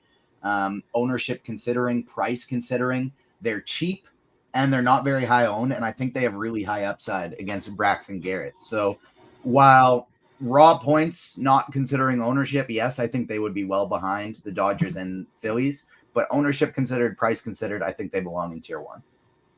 All right, let's not fight them. Let's keep them up there. Let's put Arizona hanging out with LA and Philly. Marlins lineup just came out. It's not good. Jazz, De La Cruz, Bell. That's best they can do, actually, if we're being honest. Sanchez, Berger, Gordon, Anderson, Lopez, and Fortes doing the catching. 2 more games. Houston at Oakland, 8.5 is the total. Houston -170 favorite. 4.82 is their team total despite facing, playing in Oakland, tough hitters ballpark. Now, TJ, you get to go first. Astros, Athletics. Kevin Roth, a reminder that these are guesses and any team can decide to do whatever the hell they want. I think the Chicago White Sox gains play. Okay. So that's Baltimore. One ugly batch misses north. Another ugly batch misses just south. And Chicago gets this thin band, which note models should have weakening as it moves it. I'm not calling it safe. They could click postpone, right? They could postpone right as I click post, but I think it's playable tonight. So we are thinking that Baltimore and Chicago likely will play as of right now. I would put Houston in the Thanos tier. just because they're going really low owned today against the A's. But I'm actually fine with Magneto too. I think they're kind of like right in the middle of those two. Yeah, actually, I think I like Magneto better. And then the A's, I got no, they're fine in Green Goblin. I do have a touch of them. If you want to do a little leverage thing, because I'm leverage whatever, but like I think Verlander's going to get some ownership, so that's kind of where I would put the A's as well. Butthole in chat saying, does anyone think Chris Bryant is washed? I think everybody thinks Chris Bryant is washed. I think that's just a universal thought. I'm pretty sure. All right. By the way, I would just add this for the Baltimore thing. Stacks or nothing. You know what I mean? Just what I'm hearing. Don't play Baltimore players in a one-off. That's the way I'm going to approach that. I have Either a pretty good value. Baltimore. Oh, sorry, Dean. I cut you off. Yeah, I have a pretty good value playing the Magneto. We're getting Kyle Tucker for plus 400 for a home run, and I think that's a pretty good number. Are you trolling TJ? Is that what's going on? I would agree with Bobby right now. I think that's a great call. Somebody may have said this in the show about a half hour ago that it's possible. All right. Bobby, as far as Houston and Oakland, where are you at in those two teams? Same with TJ. Not like Kyle. I like some of these Houston guys. It's a ballpark downgrade for Houston. But yeah, Jordan, Kyle, you can always play them on the A side. I like one-off A's, Blade, Geloff. I think are fine, but yeah, I don't love the A's, so Green Goblin's fine. I like the power righties for Oakland if I'm going to one-off it, just because Verlander is pretty clearly reverse splitsy. So like Rooker, I think is really interesting. And I don't know if Miguel Andujar can still play baseball. I have no clue if he can still play baseball, but if he can, I guess he's kind of interesting.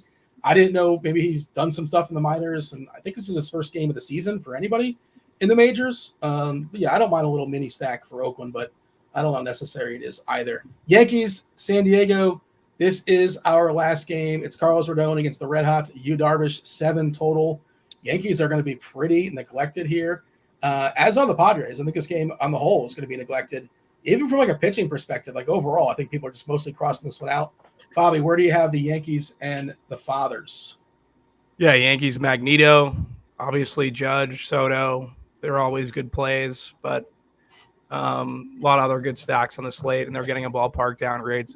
The Padres I put in Green Goblin, like some of them as one-offs, but I don't think they're really stackable, which is weird versus Rodon, right? Like, I don't know. I just don't love the Padres lineup currently. Lost Bogarts.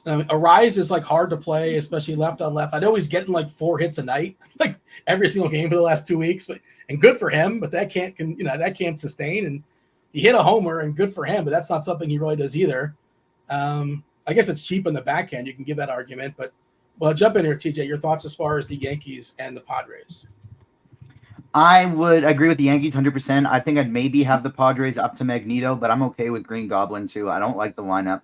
I like Tatis. I like Machado. And I will have some full stacks too, just because I'm kind of waiting for the other wheel to fall off of Carlos Rodon a little bit.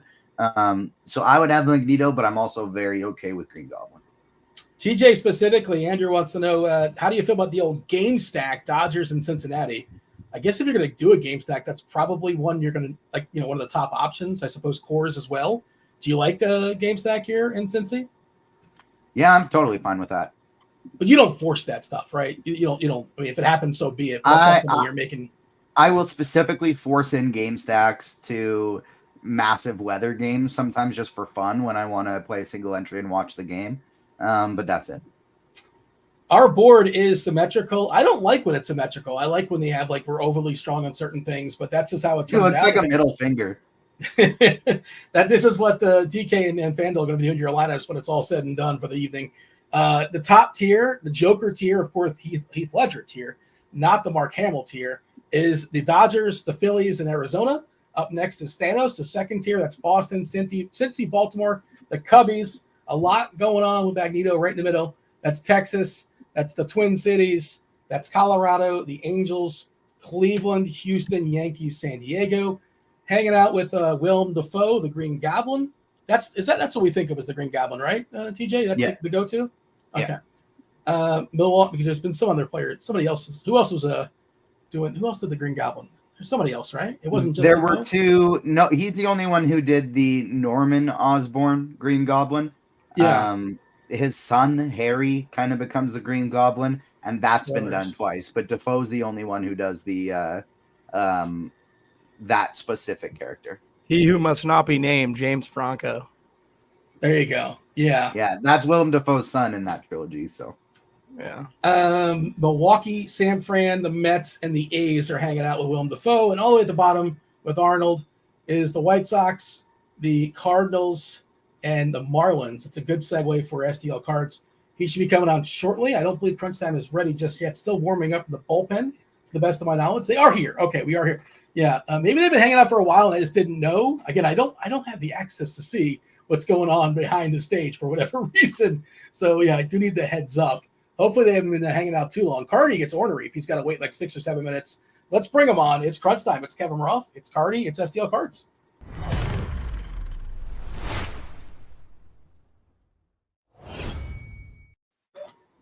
What is up? Roth, are you guys waiting long? Yeah, we're waiting forever, Dean. I get ornery too when you talk bad about Mark Hamill, Joker. What is wrong with you? thank you.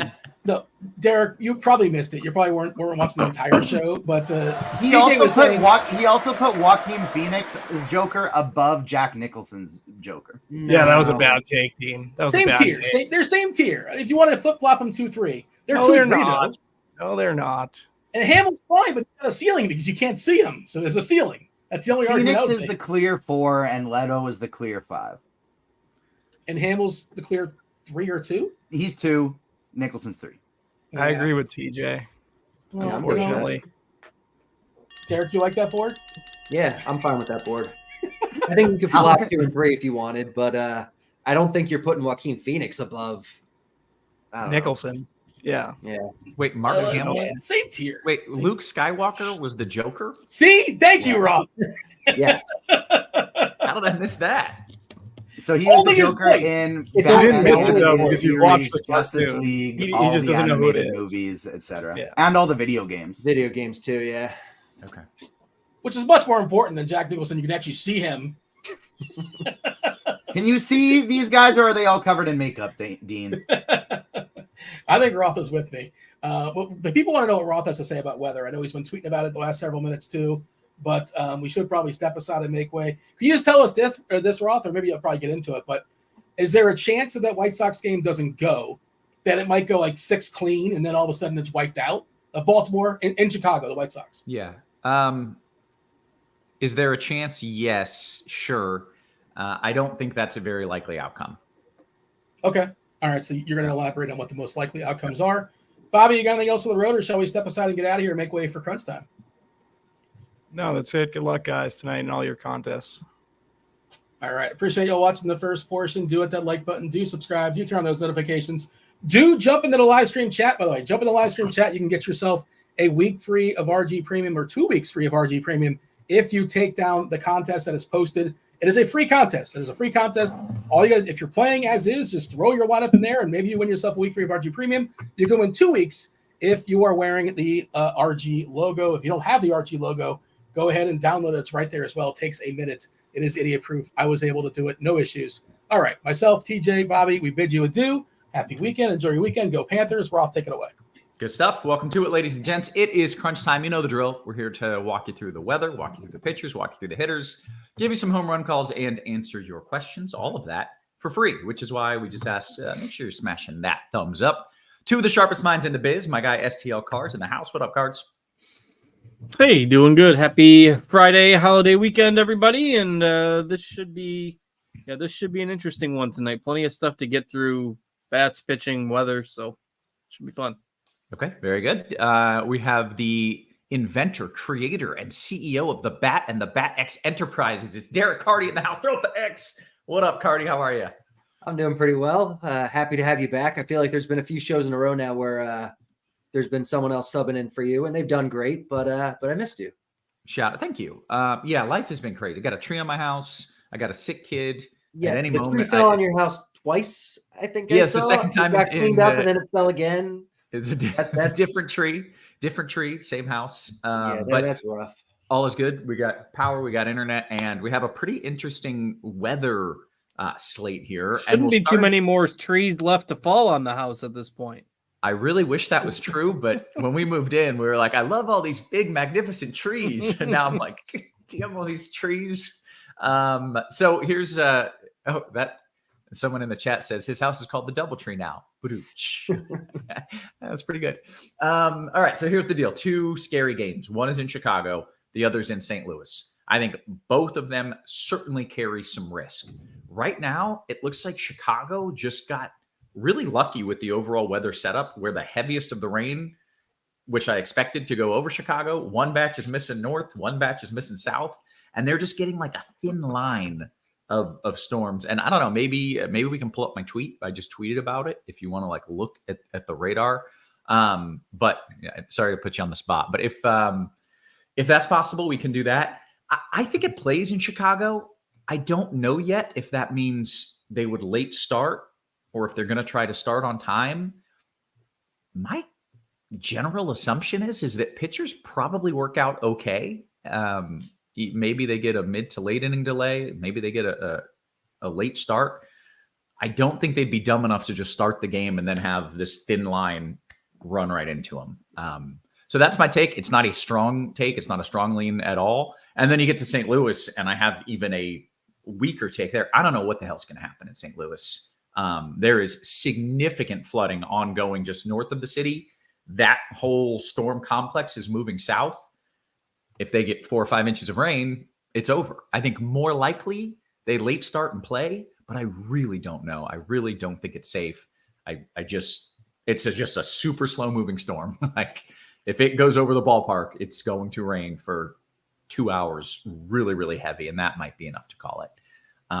So that's where I'm at now. Both of these games do not start at lock, which is obnoxious. So I will provide updates even after lock as we kind of look at radar and see how things look. I guess with that out of the way, I'll just go to Carty. Like, does that help? Is that useless? Do you have plans to deal with the weather? I mean, it's useless. It helps a little. It's not useless, but it's not as helpful as it could be. Especially because one of the best pitchers on the slate is in the Baltimore game. Corbin Burns. The Chicago game. The Chicago game? Yeah, Baltimore in Chicago. Yeah. Right. I think I am much more okay taking a shot at pitchers there as opposed to in St. Louis. I think in St. Louis, if they don't late start, you're insane to play a pitcher. If they do late start, then okay, they could wait this whole system out 2 or 3 hours and then play. Pitchers would be fine. But if they don't announce a late start in St. Louis, you do not play a pitcher unless I look at radar and say like, wow, they got magically lucky and the storms morphed around them. Don't play a pitcher in St. Louis. Yeah, like I don't think you need any of the pitchers in St. Louis. Like Imanaga is gonna, like he's fine, but he's expensive. You really don't need him if the rain is that much of a concern. Michaelis at $6K is interesting as a cheap, just a cheap pitcher, but you don't need him. So that's fine if that game doesn't have, you want me to throw a wrinkle into this for you, Roth? Damn it. Yeah, let's hear it. Because you know, like what the team is doing and all of this. So let's hear it. Yes, because I've told the story before where the Cardinals started a game and threw a bullpen guy out there knowing that it was going to rain. And then they had a 2.5 hour rain delay. And then the Cardinals had things set up right. So knock out Imanaga. It benefits the Cardinals to start this game if the weather's going to come at so the game starts at 7:15 local time. If the rain, which right now looks like it might come around 8 or somewhere around, 45 I would say minutes shortly after first pitch. Yeah. Yeah. So 30 to 45 minutes. Sorry, go ahead. No, I was just saying if they see rain coming, that's going to be like 45 minutes after the game starts. Like it benefits the Cardinals to start because the Cubs have the pitching advantage, knock out both starting pitchers and then come back. And the home team controls the start before the game. The umpires don't control it until after the game starts. The team makes the decision, as we all know from Washington in the past. The team decides before the game starts. So I don't think it's beyond gamesmanship here in a rivalry for the Cardinals to say, yeah, let's roll, play 3 innings, and then, out you go for a couple hours. Carty? No, I think it's really interesting. I wouldn't put that past them. I was kind of hoping what I would do if I was in charge. Yeah. So here's the thing. If you were in charge, would you announce an opener at the last second and wait until the rain's over for Michaelis to come back? Or like if we see an opener announced for St. Louis, like it's all aboard Michaelis train for cheap GPP stuff. Yeah, they've done it before. That was with La Russa. I'm not sure Oliver Marmol's smart enough to do it, but yeah. Derek says St. Louis ticket sales are down. They're going to let fans buy beer and then cancel. I don't know. I mean, it's a rivalry series. You got to think they want to play. Joe Buck's back calling the game tonight, so it's I think they're going to try to play. But anyway, obviously we got to get moving. But I think there's some definitely risk with the pitchers, obviously. Okay, so what I would say is just basically stay tuned, right? These games do not start, as we mentioned, at lock. So stay tuned up to the end of the show. After the show, I'm going to be providing updates. And I know it seems like it wouldn't be a big deal, that extra, hour or whatever it is after lock. That matters. Like 30 minutes, 45 minutes, that matters as far as me being able to see radar and figuring out what's going to happen. With that out of the way, let's go ahead and talk about the pitchers, which I know are heavily dependent on the weather. So, Carty, what do you got? So there's kind of like a top tier of like 4 guys today. And then after that, it's a cluster of maybe 7 that are all pretty similar. So we have Zach Gallen, we have Justin Verlander, we have Corbin Burns, and we have Christian Scott, who's looking really talented in a pretty good matchup. And you're getting a price discount on him relative to the other guys because he doesn't really have the ace name value yet. Especially on FanDuel. I mean, he's 8.2K. He's 2,000 less than Gallen, 2,400 less than Burns. And on DraftKings too at 7.9. I think you're playing him in cash games on DraftKings, and then I think you probably pair him with Verlander because Verlander you're getting a pretty steep discount over Gallen and Burns, who has the weather risk anyway, and the matchup's fantastic going into Oakland against the A's. So Verlander Scott looks like the best combo to me. Looks like the field might have a little bit more of a lean towards Gallen over Verlander. But it's the kind of night where it does look like ownership is pretty spread out. And that's going to include some of the next tier guys like Darvish, Patrick Sandoval. I like Sandoval a lot more on FanDuel, where he's 7.9K. He's fine on DraftKings too. But yeah, he's kind of in this tier with all these guys that are like the same. It's like Darvish, Sandoval, Imanaga, who the rain is a thing for anyway, like Bailey Ober, Rodon, Christopher Sanchez, Cutter Crawford. Like they're all the same guy kind of tonight. So for me, if I'm going outside of that top 4, which I don't think you necessarily have to do because none of them are going to be all that popular, I think you're probably dipping down to someone who's either cheaper, like a Sanchez or Sandoval, or someone who's just going to come in lower owned, like a Rodon or a Crawford or something. But really, that top 4, you could probably just build all your lineups with them and be fine tonight. Okay. And Carty, who was the pitcher that we liked in Chicago, just so that I know when his name gets tossed out? Imanaga and Michaelis are both in Chicago. Oh, no. Chicago's Burns. Sorry. Yeah, Corbin Burns. Burns. Okay, just so that I can make a mental note. All right, Cards. What are you doing pitcher-wise here? Carty mentioned kind of a top 4. Is that where you're spending most of your time, or no? You're getting crazy. Yeah, I mean, I think Burns. I mean, absent the weather, Burns would be my favorite. If you don't want to count on that at the moment because of the Chicago weather, I think it's and Imanaga. I'm just out on that. The game in St. Louis seems a little too risky for starting pitchers at the moment. So that leaves. I mean, Gallen and Verlander are certainly the top 2. If you need the discount, I'm fine with Verlander. I trust Gallen a little bit more, both in favorable matchups today. Gallen against Miami, Verlander against Oakland. So that would be my top 2 at the moment. I do prefer Burns if they get the all clear in Chicago. Pivots, I think Cutter Crawford is my favorite pivot for tournaments. He's been extremely consistent this year. No issues with the pitch count. And I keep kind of waiting for the Brewers to fade a bit. Maybe I'm still undervaluing the lineup. They're not hitting quite as much now, but I think Crawford is interesting as a pivot in tournaments tonight. Ober as well, though I think he'd probably fit more of the cash game mold. Agree on Scott kind of being the cash game SP2. I'm not as big on Christopher Sanchez in Coors. I know it's the Rockies, and they're not that great, obviously, of an offense, but I just don't see much of a ceiling with his stuff in that park. So I think I'd stick with Scott or Sandoval as SP2. You can certainly go. I think a lot of people are going to go like double cheap tonight because of the weather concerns with the Aces. And I suppose, Verlander on DraftKings could even be considered part of a double cheap build because people are going to want to load up on bats. Plenty of high totals tonight. So I would probably land on some combination of Gallen, Verlander, Scott, and Sandoval in most of my builds tonight. Okay. It feels like there's a ton of options in that we don't need to force in the good pitchers in the bad weather, right? No, I don't think so. Yeah, there's certainly enough options. Like I do really like Burns as my preferred SP1 if that game is a go, but there are enough pivots to where, it's not like you got to wait on pins and needles for it. If you don't want to wait or you just think it's too risky, then just pick one of the others.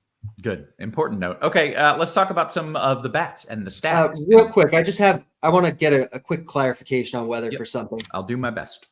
What are the chances in the Chicago game that we see a delay in like the third or fourth inning? Like I got some Burns unders for betting tonight where it'd be great if it's just like he has to come out without like a full game. Yeah. Is that in play at all? It's certainly not out of the question. I don't think that that's likely to happen, but also I'm not going to rule it out. The second line just popped behind the first line that I'm watching, and I'm like, all right, that could be a delay causing line. And it's just, I don't know about trying to time it out at this point because I don't even know when they're going to start. So, okay, with that, let's talk about some of the stacks. What do we got here? Cards, you can lead us off. Yeah, Philly is going to be the most popular choice tonight. They're in Coors. The Rockies pitching is horrendous, especially their starter tonight. Their projected team total is over 6. Followed fairly closely or, maybe above it, depending on where you're looking, by the Dodgers, who are against Graham Ashcraft, and they have a 5.8 run implied team total of their own. So if I use RotoGrinders projections on DraftKings, our top 9 hitters in terms of ownership, 8 of them are Dodgers and Phillies, 5 Dodgers, 3 Phillies. So, those are the 2 teams that are pretty far ahead of the pack tonight. And ownership will be spread out enough on a large-ish slate that, if you subscribe to the theory of don't worry about ownership, then Philly and the Dodgers are tough to ignore. If you still think, hey, a lot of these Dodgers and Phillies guys are going to be 15, 18% owned, I'd rather take some chances on some lower owned stuff. Everything else probably qualifies as fairly sneaky on this slate. I think Minnesota would stand out as a team that I like. Baltimore will have lower ownership because of the weather. If you're just, I think Baltimore is a perfect team that even if you're somewhat concerned about the game, if you're riding a bunch of stacks tonight, if you're doing 50, 60 lineups, Baltimore against Chris Flexen without a weather concern would be right up there with the other teams. So Minnesota, Baltimore, probably my favorite pivots. Don't mind the Rockies at relatively low ownership at Coors tonight as well. Maybe throw Arizona in the mix as a stack also. Okay. Carty, it sounded like this started as Phillies and Dodgers, and that's it. And then there was like 9 other teams that apparently are also viable. So where are you going? Yeah, Phillies and Dodgers are like the clear top, and you're going to want to load up on them in cash games. But there are other teams that are good tonight. Like I really like the Baltimore thing, especially if their ownership's going to be driven down further by the rain stuff. I would definitely have some Baltimore tonight. I like Boston a lot tonight. They have an opener going for Milwaukee. Probably Bryce Wilson coming in behind him, who's really just not good. It's good hitting weather. It's a great park. Boston is very affordably priced. I think Boston, and they're not going to be that popular. I think Boston's great. I think you can throw the Brewers in the mix. I think you can throw the Reds for sure. I think on the other side of the game from the Dodgers, I like a lot tonight. There are options. Okay. I just had someone say weather is questionable here in Minnesota, and I think that's they're wrong. Playing. They're playing at home, but yeah, let me just double check just to make sure. But no, that's wrong. The weather's fine. It's maybe a drop of rain. You scared me because I've been focusing in on those 2 other games. I thought maybe something kind of sneaked up on me, but no. That game's going to be fine. Still, the only concerns are Chicago and then St. Louis. Okay, let's go around the horn. Talk about some of the individual bats that we like. Carty, start us off with some catcher talk. Yep. So Phillies and Dodgers, which means JT Realmuto, Will Smith are going to be your top 2. Realmuto, I like more. He projects quite a bit better because it's Coors and he's against a terrible lefty. He's a guy that, even though he's expensive and he's a catcher, I think you find a way to prioritize getting to him tonight. Not like a must, but I think pretty close to that. And even on FanDuel, where you don't have to play a catcher, Realmuto is one of the best options regardless. Will Smith is great for the Dodgers. And then after that, you're kind of doing stuff to be different. The guy that I really like to save some money, to be a little bit different, is Connor Wong, especially in those Boston stacks. But even as a one-off, I think Wong is a really good bet tonight. Solid chance of a home run, and I like him. Okay. Cards, you got anything for me? Yeah, agree. Actually, almost entirely with those thoughts. I think Realmuto and Smith as the top spends are certainly the best plays, and then Wong because he's hitting third. Boston's got a pretty high team total tonight as well. They're just over 5 runs. I'd echo liking their stack. I don't even think I mentioned them with that group of teams that I rattled off, but like that call as well. If you want to be a little bit contrarian on the higher end, Tyler Stevenson is 4K for Cincinnati, has some power, and James Paxton has just been horrendous with the command of this year. So while there's obviously walk concerns, could miss one in the middle of the zone and hit it a long way as well. So I think Realmuto and Smith for sure in your cash games. Wong if you're going a little bit cheaper.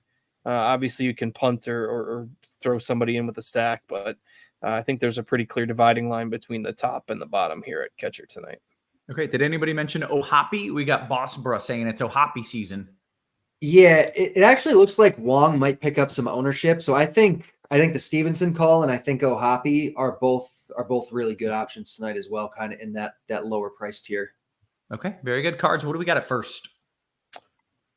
Yeah, so you can obviously spend here depending on what you have for salary. Like if you're going double save at pitcher, getting Freeman makes sense. I don't know if I think Freeman is an absolute must. I mean, the projection is obviously strong, but Ashcraft has been a reverse splits guy kind of throughout his career. And while Freeman is obviously capable of doing a lot of damage in that lineup, we've seen maybe a little less production from him than what we expected with this potent Dodgers lineup. It's not that I don't like him. I just don't necessarily think you absolutely have to spend all the way up for him tonight. You could get a little bit contrarian and play like Bryce Harper is the one Philly that seems to be going a little overlooked tonight. And obviously he's very expensive, but he's in Coors, even lefty on lefty. I mean, you're facing a guy that doesn't strike anybody out, might not be in the game very long. Candelario as a cheaper option. I like Alex Kirilloff as a cheaper option as well. Never have a problem playing Pete Alonso as a one-off. So, I've kind of poo-pooed on first base this year saying, hey, it's not the greatest fantasy position anymore, but there are plenty of options here tonight. You could even punt with Dominic Smith if you want to. Okay, Carty, your thoughts at first? Yeah, I like a lot of the same guys. I don't think he mentioned Ohtani, who is only first base eligible on DraftKings, and he's 6.6K.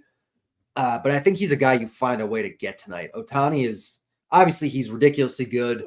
The park is ridiculously good. Ashcraft is not super good. I like Ohtani a lot. I like the Harper thing. I like the Freeman thing. I like Candelario as the cheaper option for sure. And I like Ryan Mountcastle a lot tonight for anyone who's risking that Chicago weather. Okay, take me to second base. What do we got over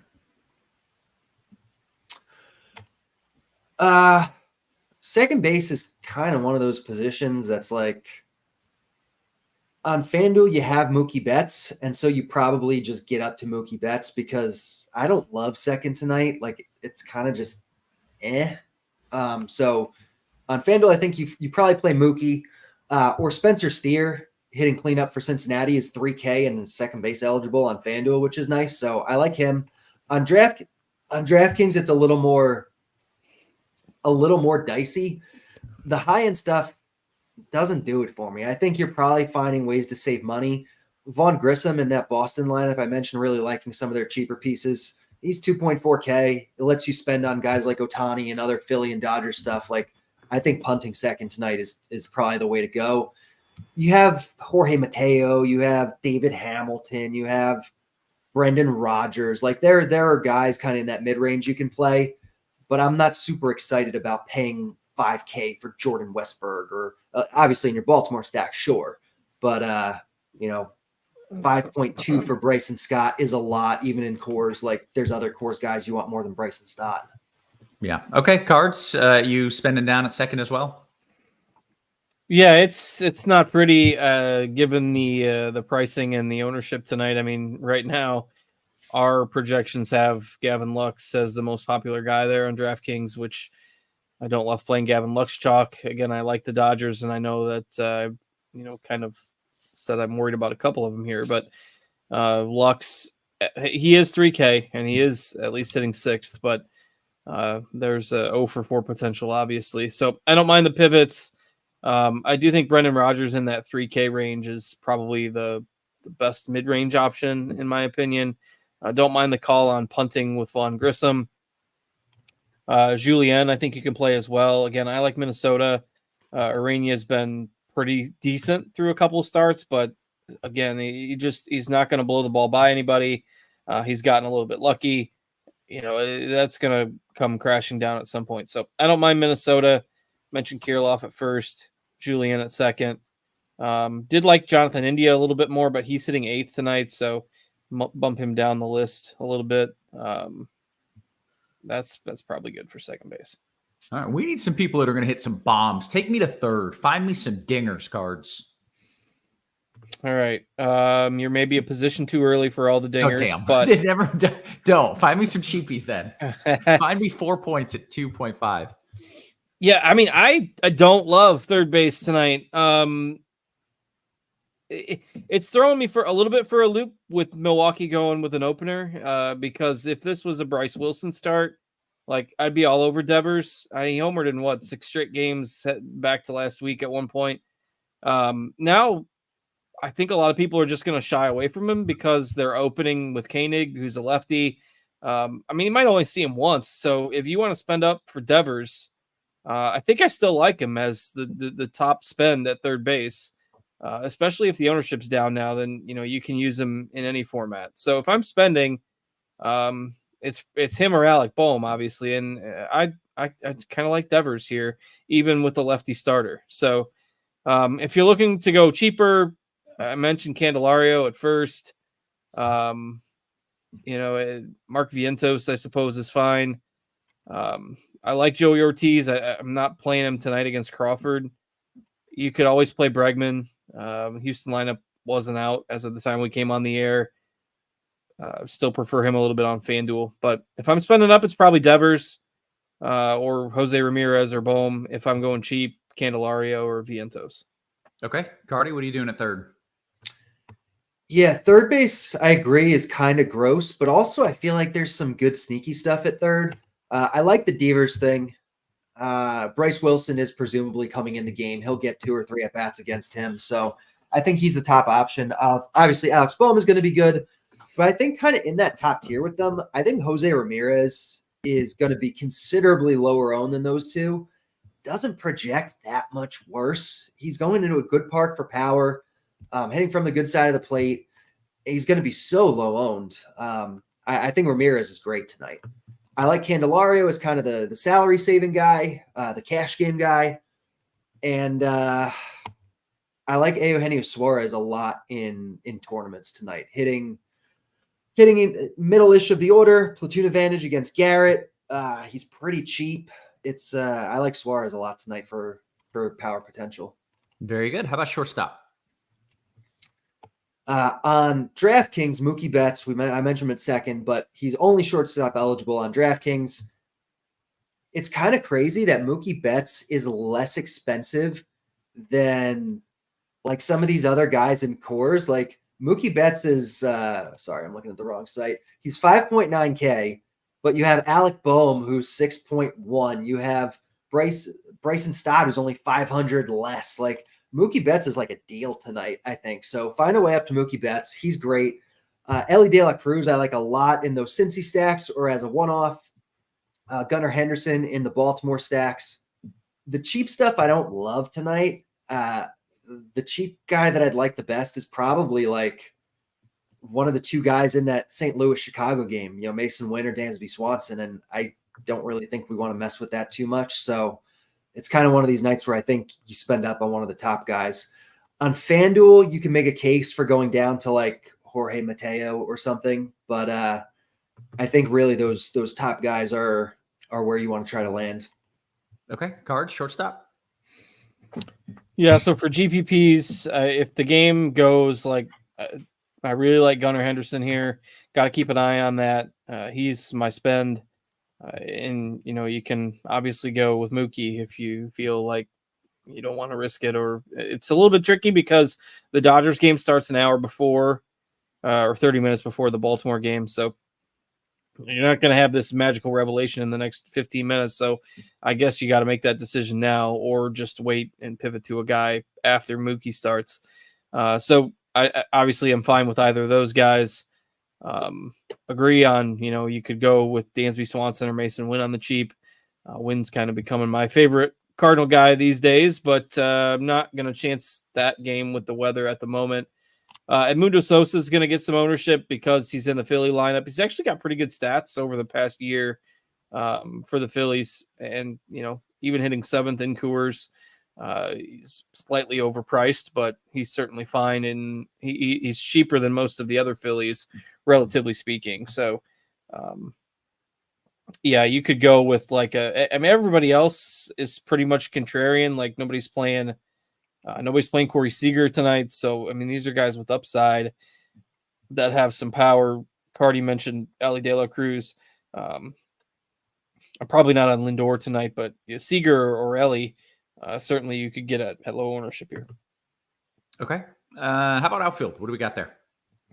All right. So again, Ohtani, Carty talked about him at first base.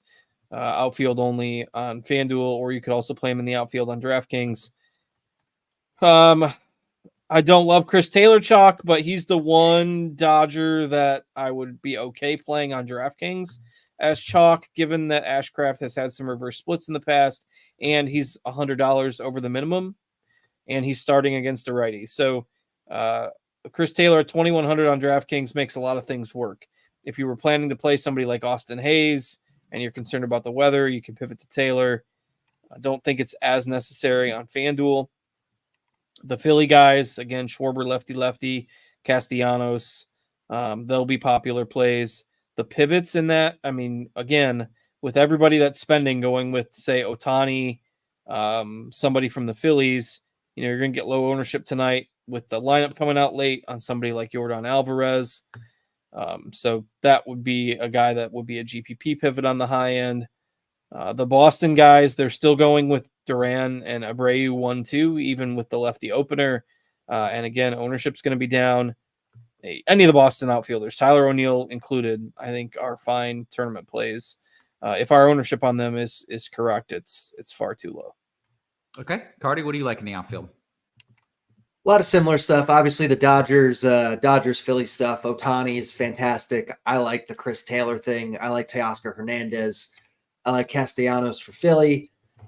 Duran leading off puts me on him. I like Boston a lot tonight, even though his first at bat's going to be lefty against a reliever. I still think he's good tonight. Corbin Carroll on FanDuel, I think, is really enticing at 2.9K. Like, I know he's playing through injury. He hasn't been good, but it is a good matchup. It's a good stolen base spot. He's kind of cheap. I don't mind it. I like Spencer Steer a lot. Probably I like him more at second base on FanDuel, but you can certainly play him in the outfield. I like Fernando Tatis as a high-end option to get different tonight. And Austin Hayes if you're doing the Baltimore thing. Okay. Let's give some home run calls here. We've got still a little bit of time before lock. Who wants to lead it off? I hear Carty already banging on the keyboard. He's finding the best odds, looking into the bat. What do you got? Some home run calls for me. All right. So high end of home runs tonight is Shohei Ohtani. You may have heard of him. He's pretty good at baseball. He's in a great park for power. I like him a lot. In terms of something a little more under the radar, I think Rafael Devers. I think Ryan Mountcastle. I think they're looking good. And then if we're looking at the betting side, if it's the same as it was earlier, oh no, he's moved a little bit. Wow, he's moved a lot actually. But Connor Wong still looks pretty good, plus 600. And Isaac Paredes plus 650 looks all right. Very good. Okay, Cards, you got a few names for me? Started. Never mind. Oh, say what? That game just started, so you can't bet that one. No, never mind that one. Okay, Cards, you got a few names for me? Yeah, I like the Devers thing. He was the first guy I was going to throw out, so I will echo that. I will also go with Tyler Stevenson, and let's go for a little sneaky bomb against a lefty from Randall Grichuk tonight. I'll throw him out there as well. Okay. Very good, guys. We got some questions coming in. If people want like a weather update, it's like aha. I don't know if it was Carty or Cards who said like you're probably not going to have an aha moment. Yeah, you are correct. Nothing has really changed. I still think Chicago plays. I don't know if they're going to late start for these little showers and then play. There's just not that much rain. They just got really lucky, and I think it's playable. And I think if they're smart, they figure out a way to play in Chicago. I still have no idea what the hell they're going to do in St. Louis. Like, I late start and play unless the field is flooded would be my guess. I don't know. I really don't know. So that's they're going to start. They're going to play for a half an hour, and then they're going to delay it, and then the Cardinals that's possible. That's certainly a possible outcome here. Let's see what we got. Scrolling up just a little bit. Starting in the RotoGrinders Discord. By the way, hit us with a little thumbs up if you haven't already done so. P.S. Sign up for RotoGrinders Premium. Whatever option level, whatever tier you want. You can get a 6-month subscription at an exclusive price of $469.99. That's a savings of $250, which is a lot of money, as opposed to buying 6 individual months of Combo Premium. First month of RG Premium is $40 off for a limited time. And if you want to dip your toes in the water, a 3-day pass is just $19.99. I can't even go to Subway and get out of there for less than $19.99 these days. That is a steal. 3 days of RotoGrinders Premium for $19.99. Honestly, we got to jack that up. That's way too cheap. Let's see what we got here. Because I get the foot long, and then I get double meat, and then double cheese, and then it's like then it's so it's $20 for one person. Yeah, not you and someone else from your family. That's just me. Yeah, no, I dropped $20 on Subway. I know it's my fault. I should stop getting double meat, double cheese. So it's still $14. Yeah, Dean with the important question: why is Roth going to Subway? Only out of necessity. I truly loathe that place with every fiber of my being. All right, let's see what we got. Derek said Subway, the best sub bread. My guy. No, man. All right, FanDuel Cash. Cardi, I'm coming to you. Julian and Bohm or Lux and Schwarber? Bomb. It's Bomb? It's Bomb? It's Bohm? It's Bomb? Bohm, I think. Right. Julian and Bohm or Lux and Schwarber? I don't love either combo. I guess the Bohm one, but I think you can do better than Julian. Okay. Producer Steve pointing out the Italian herbs and cheese bread at Subway is good. That is the go-to here. That bread actually is low-key kind of good. What else do we have? DK single entry. Would anyone dare play Michaelis Carty? Cubs are ice cold. I think you said you really liked him if we knew the weather cooperated. It's not like I love him, but if the weather cooperated, I think at his price, he's similar to a lot of guys that are going to be rostered and are a lot more expensive. Okay. Our guy Emac in the chat. Good to see you, buddy. Says, how much for Cards to undo one more button to push Carty into one more. It'll all go downhill from there. I don't think we want to start that trend. My shirt will come off. Nobody wants that. Mine's just a polo, though. It's only got one more button. Oh, that's a good thing. I'm glad to see that. What do we got here? Roth, can you ask Cards what is the best?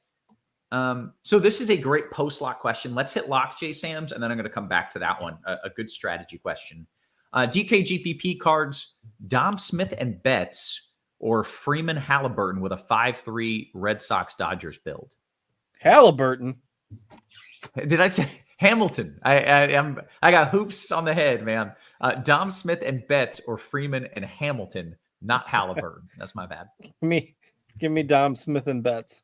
Okay. FanDuel single entry Cards, right back to you. Scott at pitcher with Philly and Boston stacks, or should I replace Boston with Baltimore?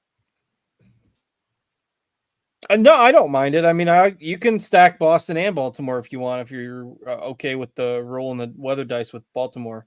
But I don't mind the combo, the first combo that you mentioned. Okay, great. What else do we have? DK Cash question. Cardi, I'm coming to you from Brendan here. He says, Darvish, Hayes, Harper, or Sandoval, Lux, Schwarber?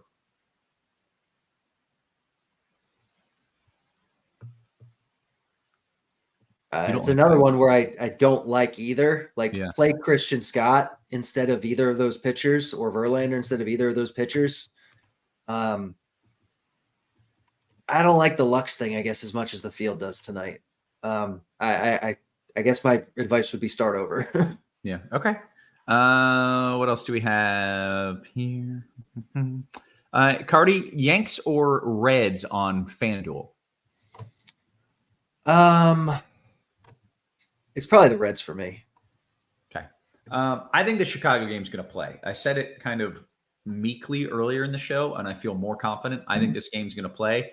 I still say there's at least a chance for a delay, but it doesn't scream definite delay.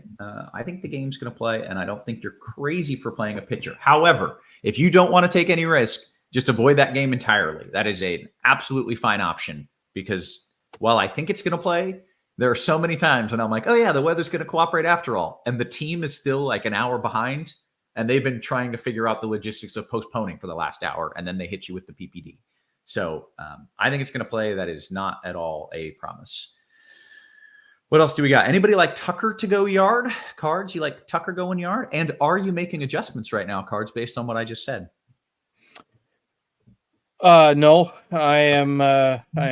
I mean, I'm already kind of off the Cardinals game, and I'm already rolling some Baltimore, so was kind of already under the assumption of playing that way. So I'm good. Right.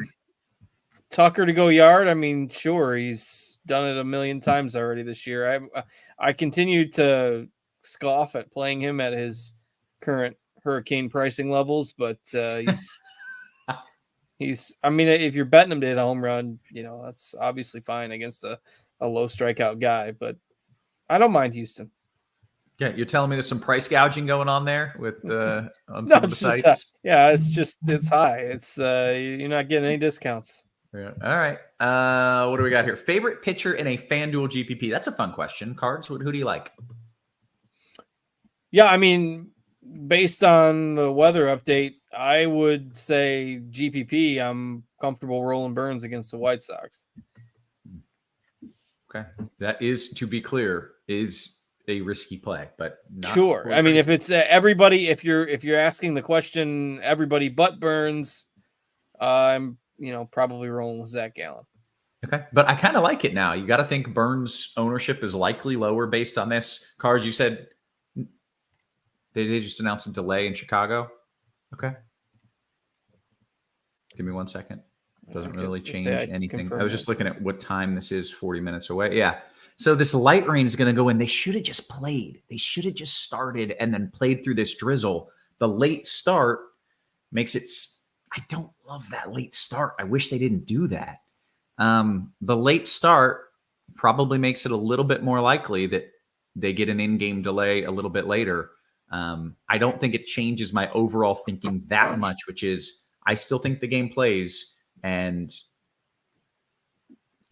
I wouldn't call you crazy for going pitchers, although the late start makes that a little riskier. The White Sox are a little low-key wonky on some of their decisions. I know they have not reached Washington Nationals level, but the White Sox are they're not as easy to predict. Yeah, it wasn't a terrible choice. There's this weak line that's moving towards Chicago, but it's fading out. And by the time it gets there, it's just going to be some drizzle. So just go about your day, play the game like you wanted to play it, and then just play through a little bit of drizzle so that the second line doesn't get you. Like, that was the move, but they're not doing that. And that makes the second line more likely to be an issue. I still think the game plays, and pitchers, like, it's not crazy. I don't love it. All right. Have we hit lock? What time was lock at? You got 4 minutes. Okay. Thank you. DKGPP, Carty, Sanchez, Adele, or Sandoval Fairchild? Sanchez. Who's Sanchez? Who am I forgetting? Pitcher? Oh, Christopher Sanchez. For Philly. Yeah. Was it Sanchez, Adele, or Sandoval Fairchild? Sandoval Fairchild, I guess. Okay. Cards, DK, large field GPP, your favorite low-owned stack. Like we talked about, Philly and Dodgers, right? And then beyond that, is it just everybody is low-owned, or at least low-owned enough? Low-ish, yeah. I mean, Boston and Minnesota would probably be my two. Yeah. Okay. Man, I hate that late start call. That's so frustrating. Where are we at? DK cash question, Cards. I'm coming right back to you. Scott Lux or Verlander Grissom? Verlander Grissom. Hey, we've got one spot left in the rolling out a free DraftKings contest. And the winner gets a week of combo RG premium. I missed this. I heard Dean talking about it. Make sure you're jumping in that. There's one spot left. It's in the RG Discord. If you scroll up a little bit, and maybe somebody will drop it here. But make sure you're getting in that. Lock is 2 minutes away. We want to make sure we get that filled up here.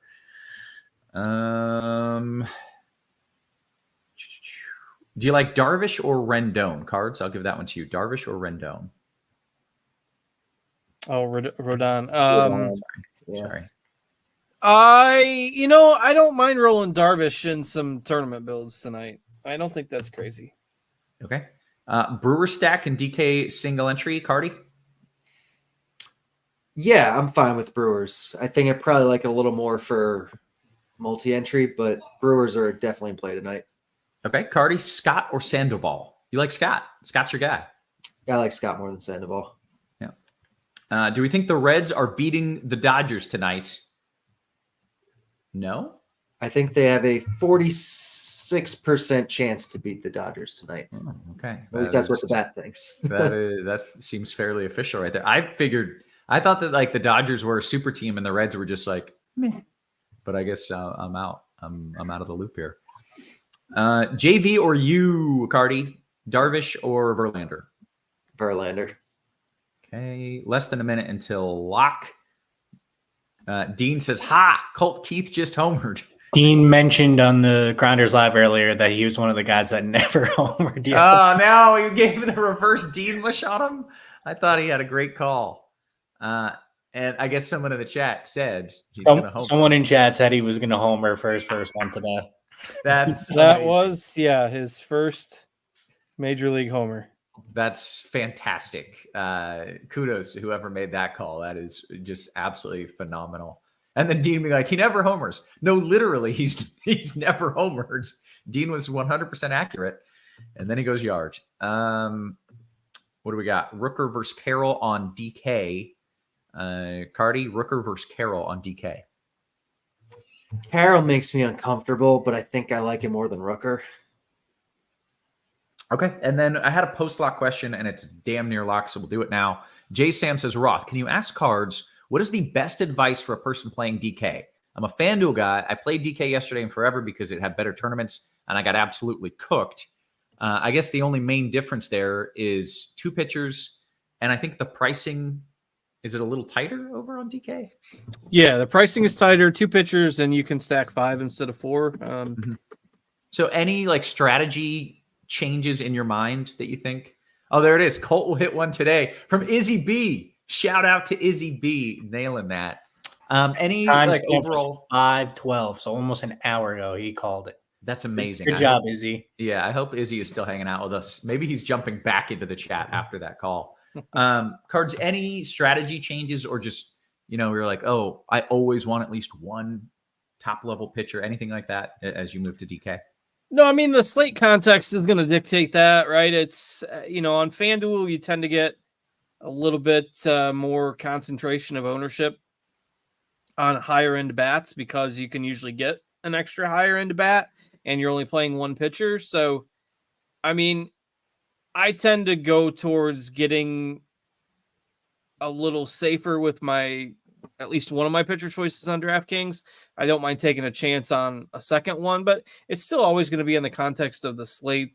I stack a lot, so being able to get the 5-man stack, but don't get discouraged over one slate. So, yeah. Okay. We got to bounce out of here. I got one kid here alone. My wife's with another one in the hospital, so we're gonna bounce. I'm gonna call it. We will rendezvous back this weekend. But for Cards for Carty, for our wonderful production crew, always working hard behind the scenes, guys. We appreciate you. We love you, and we will catch you tomorrow. You have been.